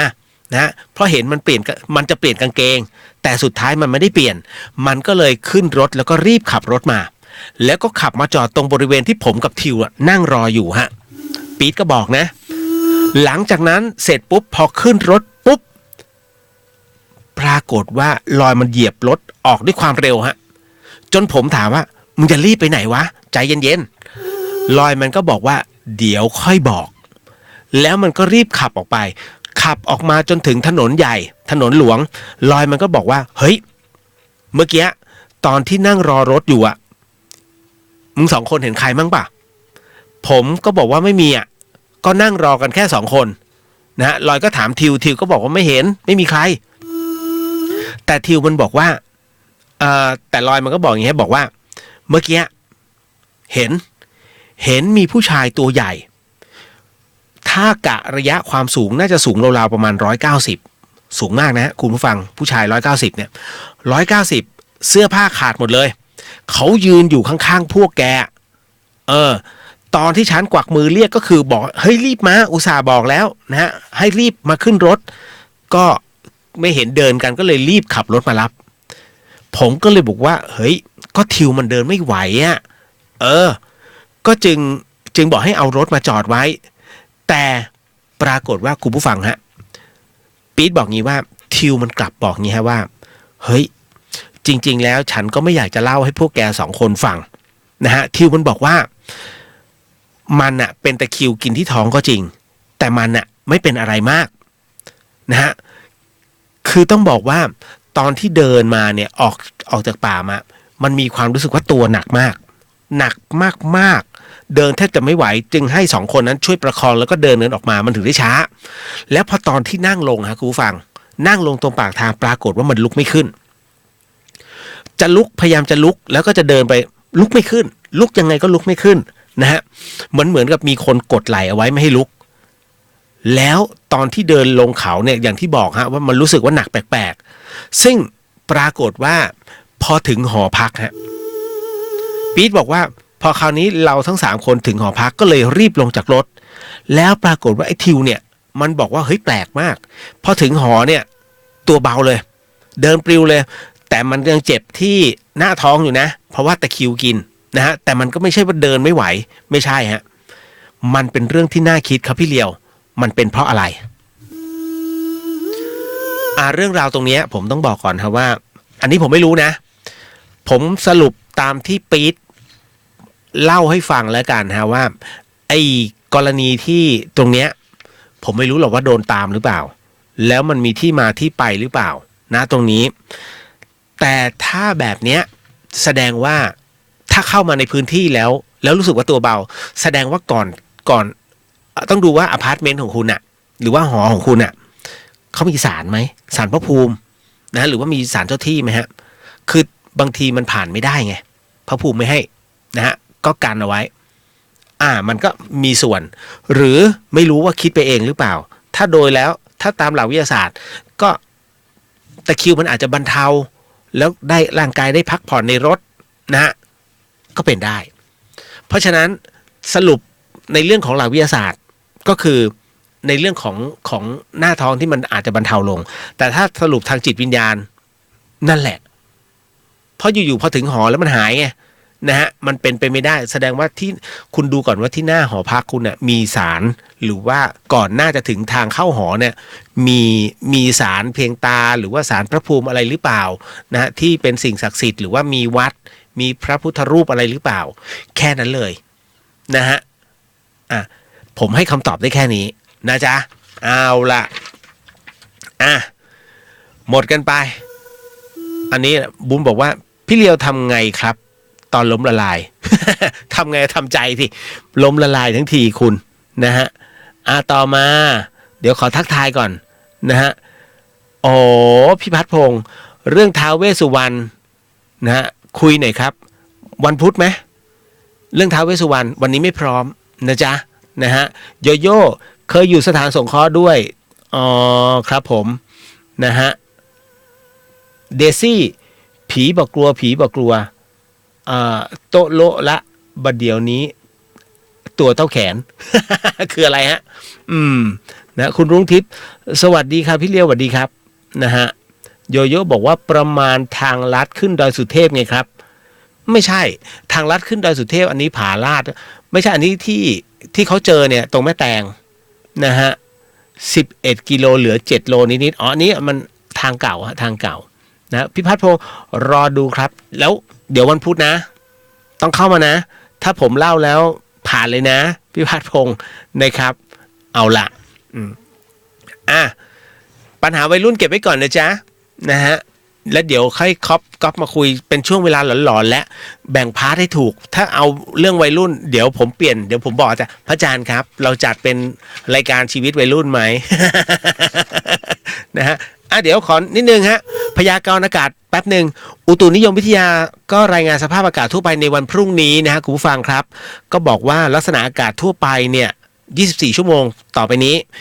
ภาคกลางภาคตะวันออกภาคใต้ยังคงมีฝนต่อเนื่องแล้วก็ยังฝนตกหนักบางแห่งก็ขอให้ประชาชนบริเวณดังกล่าวระวังอันตรายด้วยนะเพราะมีฝนตกสะสมแล้วก็ตกหนักมากอาจจะเกิดน้ำท่วมฉับพลันน้ำป่าไหลหลากรอการระบายอยู่เขาบอกเลยพรุ่งนี้กทมภาคใต้ภาคตะวันออกโอกาสฝนถล่มสูงมากฮะ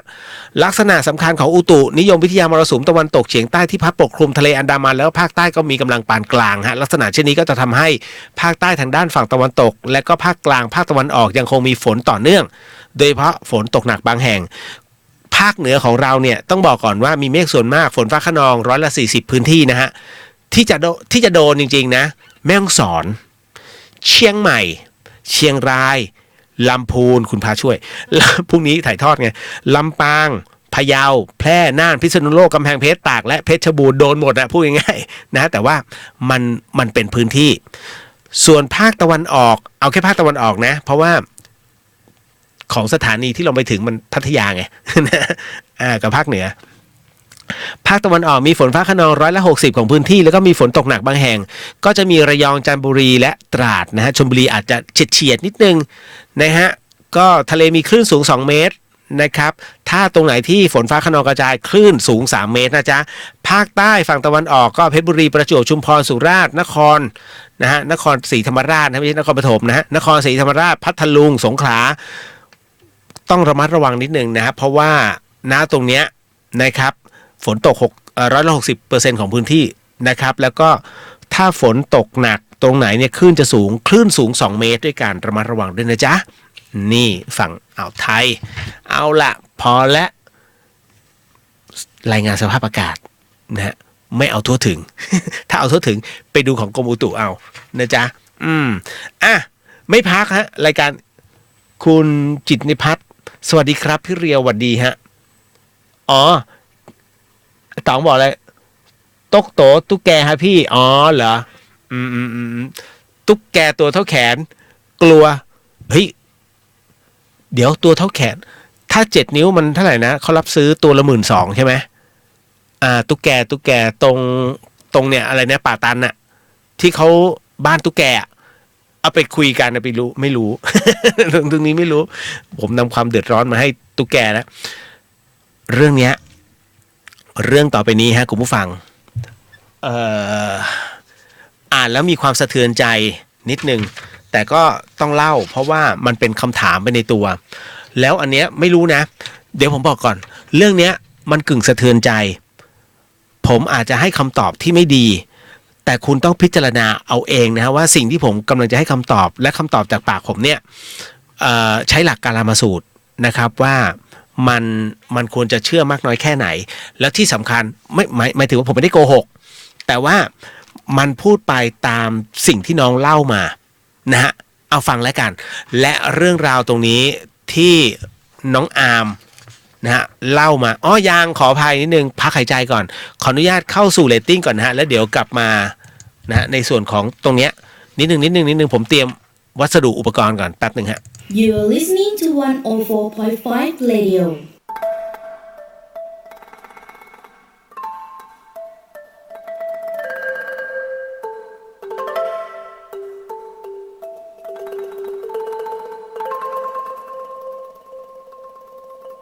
รายการนี้ไม่เหมาะกับเด็กอายุต่ำกว่า 15 ปี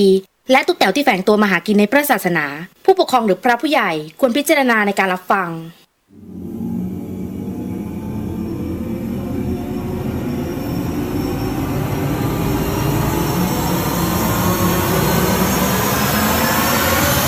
The เฮียน เข้าสู่ในช่วงเดอะเฮียนกับเฮียนสยอง2เรื่องในค่ำคืนนี้ฮะคุณผู้ฟังครับอีกหนึ่งเรื่องราวนะฮะที่ผมกำลังจะนำเสนอนั้นสนับสนุนเรื่องหลอนโดยนาอีเซรั่มแชมพูฮะนี่ฮะแชมพูที่ลดอาการหลุดร่วงของเส้นผมขอนำเสนอรอบทิศทางนะฮะกล้องมันเยอะเหลือเกิน นี่นะแล้วกล้องนู้นด้วยสินี่ฮะของ ของไลน์บ็อกใช่ไหมฮะมาเข้าสู่เรื่องราวตรงนี้คุณผู้ฟังสิ่งที่คุณผู้ฟังกำลังจะได้ยินได้ฟังเรื่องราวจากผมต่อไปนี้นั้นอย่าเชื่อนะฮะให้ฟังหูไว้หูแล้วก็ใช้วิจารณญาณทุกครั้งในการรับฟังเรื่องราวประเภทนี้ครับข้อสำคัญอยากให้คุณผู้ฟังได้ฟังเป็นนิยายเพราะเรื่องที่ผมกำลังจะเล่าต่อไปนี้ส่งมาโดยน้องอาร์มฮะและน้องอาร์มเล่าเรื่องนี้ฮะเป็นการรื้อบ้านฮะนะฮะไม่ใช่รื้อบ้านคือบ้านถล่มใช้คำว่าบ้านถล่มแล้วกันนะฮะและเรื่องราวตรงนี้ที่น้องอาร์มให้ผมเล่าให้คุณผู้ฟังได้ฟังนั้นเขาเล่าว่า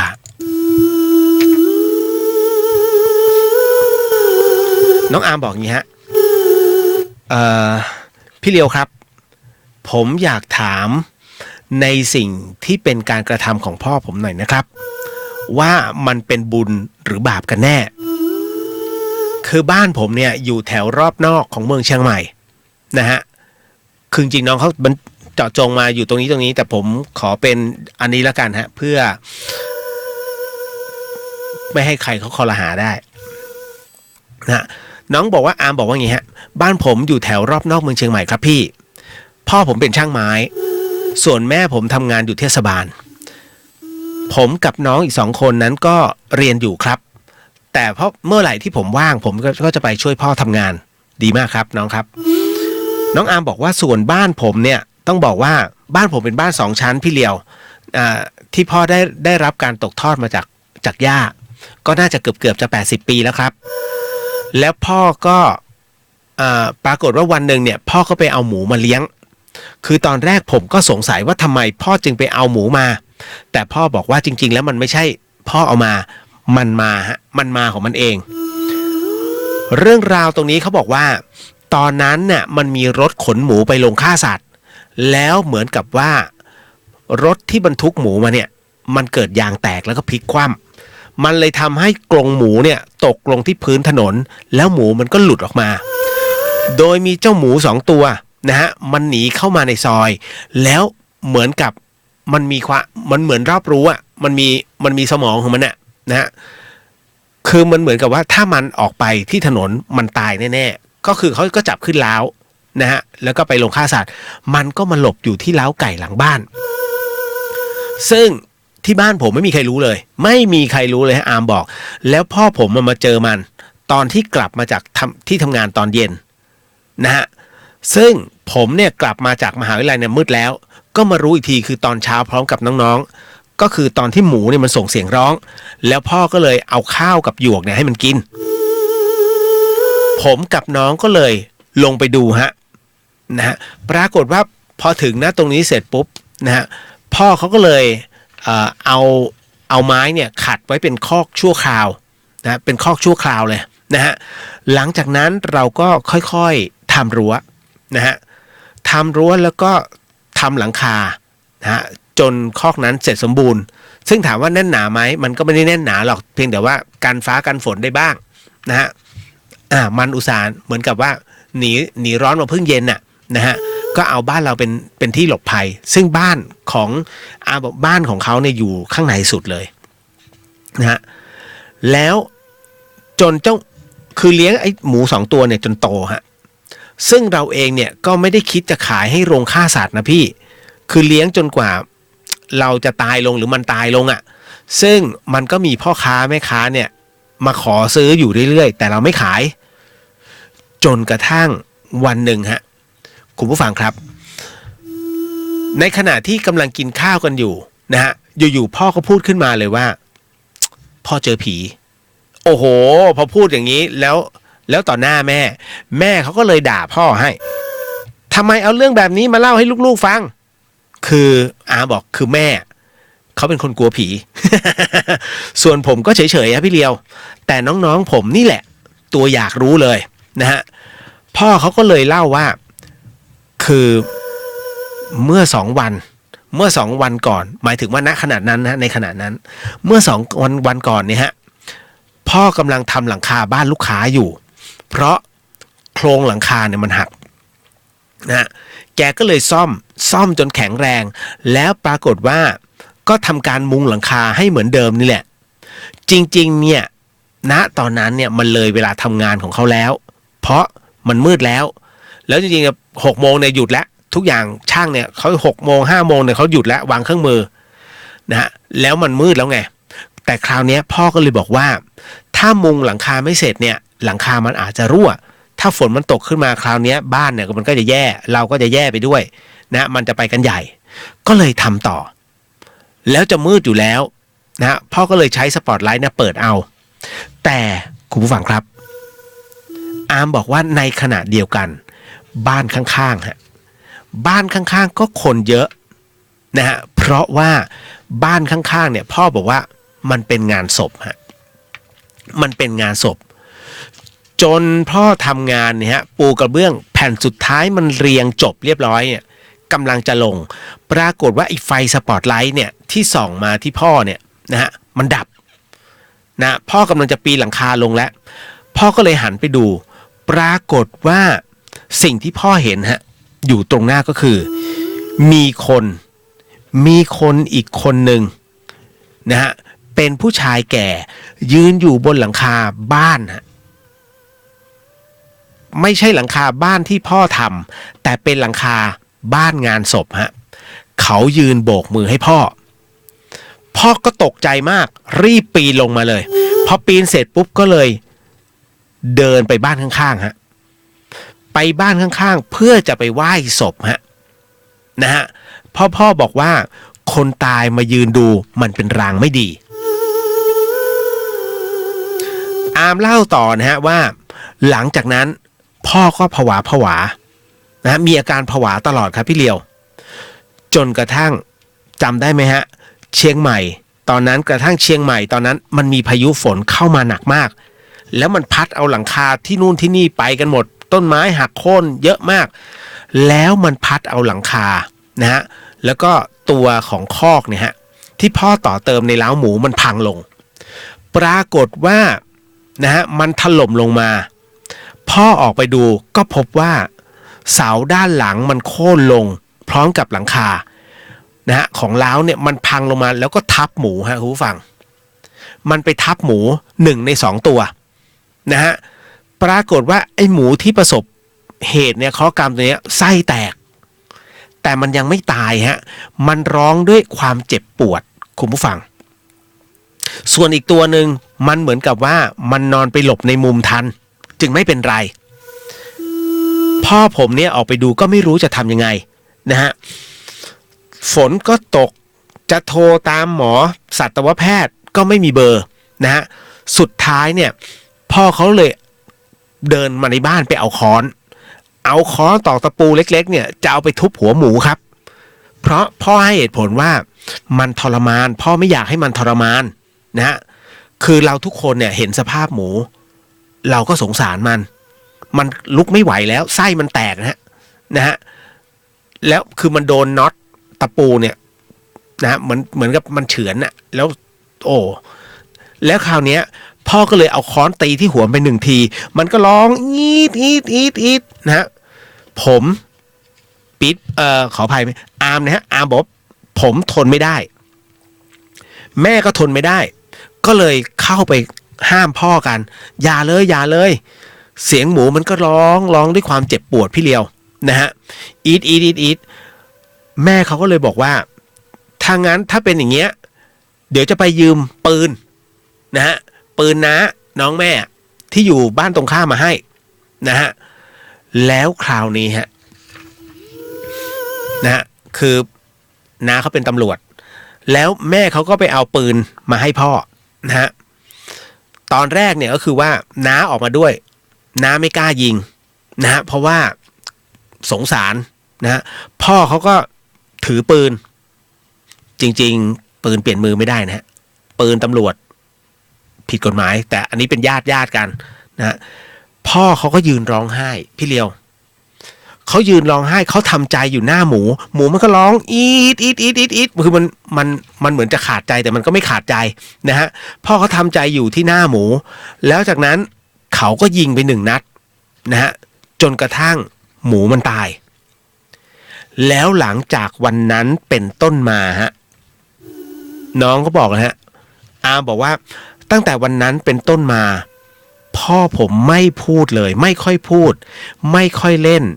เอาแต่เงียบแล้วบางทีผมแอบเห็นพ่อเขาร้องไห้ครับที่สำคัญเขาเลิกกินเนื้อหมูเลยพี่เลียวส่วนอีกตัวที่เหลือพ่อเขาก็ทำคอกอย่างแข็งแรงเลยแข็งแรงมากนะฮะแล้วเขาก็คุยกับมันทุกวันนะฮะก่อนไปทำงานแล้วก็หลังจากกลับมาจากทำงานผมกับแม่แล้วก็น้องเนี่ยอดสงสารพ่อไม่ได้แม่พยายามจะปลอบพ่อแต่ทุกครั้งไปเนี่ยพ่อเขาก็จะขออยู่คนเดียวพ่อผมเนี่ยนะฮะพี่เลียวครับพ่อผมเขาจะรับกรรมอะไรยังไงไหมผมควรจะแนะนำพ่อยังไงดีครับพี่เห็นไหมฮะคือพอผมอ่านเนี่ยรู้สึกว่ามันเป็นเหตุการณ์ที่จำยอมนะคุณผู้ฟังเคยใช่ไหมฮะกรณีนี้มันเหมือนกับครอบครัวหนึ่งซึ่งเลี้ยงวัวฮะแล้วปรากฏว่าลูกวัวออกมาแล้วพิการคือมันมีอยู่แค่3 ขานะฮะแล้ววัวตัวเนี้ยมันเหมือนกับว่าไม่เงยหน้ามันก้มตลอดเวลาสุดท้ายแล้วเจ้าของวัวยิงทิ้งฮะเพราะเขาบอกว่าเขาให้เหตุผลว่าไม่รู้ว่าจะเลี้ยงเพื่อประโยชน์อะไรกรรม2 อย่างนี้ไม่เหมือนกันผมใช้บอกกรรม2 อย่างนี้ไม่เหมือนกันนะคนที่ยิงวัวแบบไม่รู้ค่าคนเนี้ยกรรมหนักมากเพราะการเกิดของวัว3 ขาแม้ว่าเขาจะไม่แบบเหมือนกับคอมันตกตลอดเวลาอาจจะเป็นเพราะอะไรก็แล้วแต่เรียกว่าวัวพิการแต่มันคือเพื่อนร่วมโลกฮะมันคือเพื่อนร่วมโลกผมต้องถามก่อนว่ามีใครบ้างที่ต้องการให้ลูกออกมาแล้วอาการไม่ปกติไม่มีฮะสัตว์ก็เช่นเดียวกันมันก็ไม่ต้องการเหรอที่จะเกิดมาแล้วลูกมันผิดปกติมันไม่มีใครฮะคุณผู้ฟังดังนั้นตัวกรรมจึงเป็นตัวสร้างตรงนี้ขึ้นมาคุณต้องแยกก่อนนะพอมันสร้างตรงนี้ขึ้นมาเสร็จปุ๊บเนี่ยคุณจะไปเป็นเพชฌฆาตปิดชีพเพื่อประโยชน์อะไรใช่ไหมที่คุณบอกเลี้ยงมันเพื่อประโยชน์อะไรนี่แหละตัวตัดรอนกรรมของคุณตัวที่คุณจะต้องคุณตัดสินใจของคุณเองแต่คุณไม่ได้ถามเลยมึงพร้อมตายแล้วเหรอบัวคือตราบใดที่มันยังมีลมหายใจอยู่ได้ก็ปล่อยมันนะฮะคุณก็ไม่ได้ไปเสียอะไรมากมายก็แค่หญ้าที่ต้องมันกินนะฮะก็แค่นั้นเองท้ายที่สุดแล้วเขาอาจจะตายตามธรรมชาติโดยที่คุณไม่ต้องไปตัดรอนกรรมเลยแต่อันนี้คุณไปตัดสินเขาเรียบร้อยแล้วฮะเพราะฉะนั้นตัวกรรมตรงนี้บอกเลยว่าคุณน่ะภายในภาคหน้าคุณจะมีปัญหาเรื่องสมองมีปัญหาเรื่องการปวดหัวศีรษะไมเกรนความเครียดมันจะถาโถมเข้ามาเพราะว่าคุณยิงมันนะฮะคุณจำไว้นะ คนบางคนนะฮะที่เกิดมาเนี่ยมันต่างกันนะคุณรู้ไหมว่าคนแต่ละคนมักมีตำหนิคนที่ถูกฆ่าตายนะครับแล้วมาเกิดใหม่เป็นคนเนี่ยคุณลองสำรวจดิร่างกายคุณมีตำหนิตรงไหนอย่างเช่นมีปานบางคนมีปานที่ต้นคอบางคนมีปานที่เอวนะฮะหรือมีไฝนะฮะหรือว่าเป็นรอยแผลเป็นหรือว่ารอยอะไรสักอย่างหนึ่งซึ่งมันไม่ได้เป็นเนื้อเดียวเป็นสีเดียวกับแผ่นหนังของคุณมันเป็นอันนั้นคือเหมือนกับว่าติดมาแต่เกิดนั่นคือร่องรอยของจุดที่มันล้างไม่หมดในการเกิดนะคนบางคนมีรอยเหมือนกับเป็นรอยมีดนะฮะที่บากอยู่ตรงหลังนิดนึงเขาก็บอกว่าคนเนี้ยเหมือนกับเป็นทหารเก่าแล้วก็ถูกฟันแล้วก็เสียชีวิตมาแล้วก็มาเกิดใหม่โดยที่แผลนั้นยังไม่ได้ลบล้างออกไปนะฮะบางคนถูกแทงนะฮะแล้วมาเกิดใหม่ยังมีเป็นปานอยู่เป็นผื่นดำๆเป็นผื่นดำๆนี่ฮะบางคนเป็นผื่นที่คอฮะคนนี้ถูกตัดคอมาเป็นปานเลยนะเป็นรอยเห็นเลยว่าเป็นรอยทางยาวตรงคอนะฮะก็มันเป็นกรรมต่อเนื่องกันนะมันเป็นสัญลักษณ์มาถึงตรงนี้ก่อนน้องอาร์มฮะกรณีตรงเนี้ยไม่ใช่พ่อรับกรรมอย่างเดียวนะคุณแม่ด้วยกรณีหมูที่มันบาดเจ็บคุณผู้ฟังฮะต้องแยกนิดนึงนะกรณีที่หมูบาดเจ็บนะตรงเนี้ยนะฮะมันกำลังจะตายแล้วแค่สงเคราะห์ไม่ให้ทรมานถามว่านะตรงเนี้ยเต็มใจไหมพ่อไม่มีคือพ่อไม่เต็มใจเห็นไหมเขาบอกว่าเขายืนร้องไห้เขาทำใจก่อนที่ต้องสูญเสียมันเหมือนกับการทำการุญยฆาตแต่อันเนี้ยจะสังเกตไหมฮะคาวบอยเวลาม้ามันล้มลงกลางทะเลทรายเขาไม่คือม้าล้มเนี่ยผิดปกติแล้วนะถ้าม้าล้มเนี่ยยิงทิ้งเลยฮะนั่นคือมันทรมานจะปล่อยให้มันทรมานทำไมเหมือนกับอูฐฮะอูฐล้มกลางทะเลทรายต้องยิงทิ้งมันเป็นอย่างนั้นจริงนะฮะกรณีตรงเนี้ยพอหมูแบบเนี้ยจำใจฮะมันจำใจต้องยิงนะเพราะว่ามันบาดเจ็บมากแล้วนะฮะถามว่ากรรมตัวนี้เกิดขึ้นไหมเจตนาฆ่าแน่นอนนะเป็นกรรมแต่เราทำด้วยความสงสารกรรมนั้นเหมือนกับทำโทษเหมือนคุณไปฆ่าคนตายแบบแรกเริ่มเลยไม่ได้ตั้งใจศาลรับพินิจพิเคราะห์พิจารณาแต่เมื่อมีเหตุบรรเทาโทษเกิดขึ้นเพราะเป็นการกระทำกรรมครั้งแรกแล้วไม่ได้ตั้งใจหรือว่าบันดาลโทสะศาลลดโทษให้นะเหมือนการตรงนี้ฮะแม้มีเจตนาจะต้องฆ่าแต่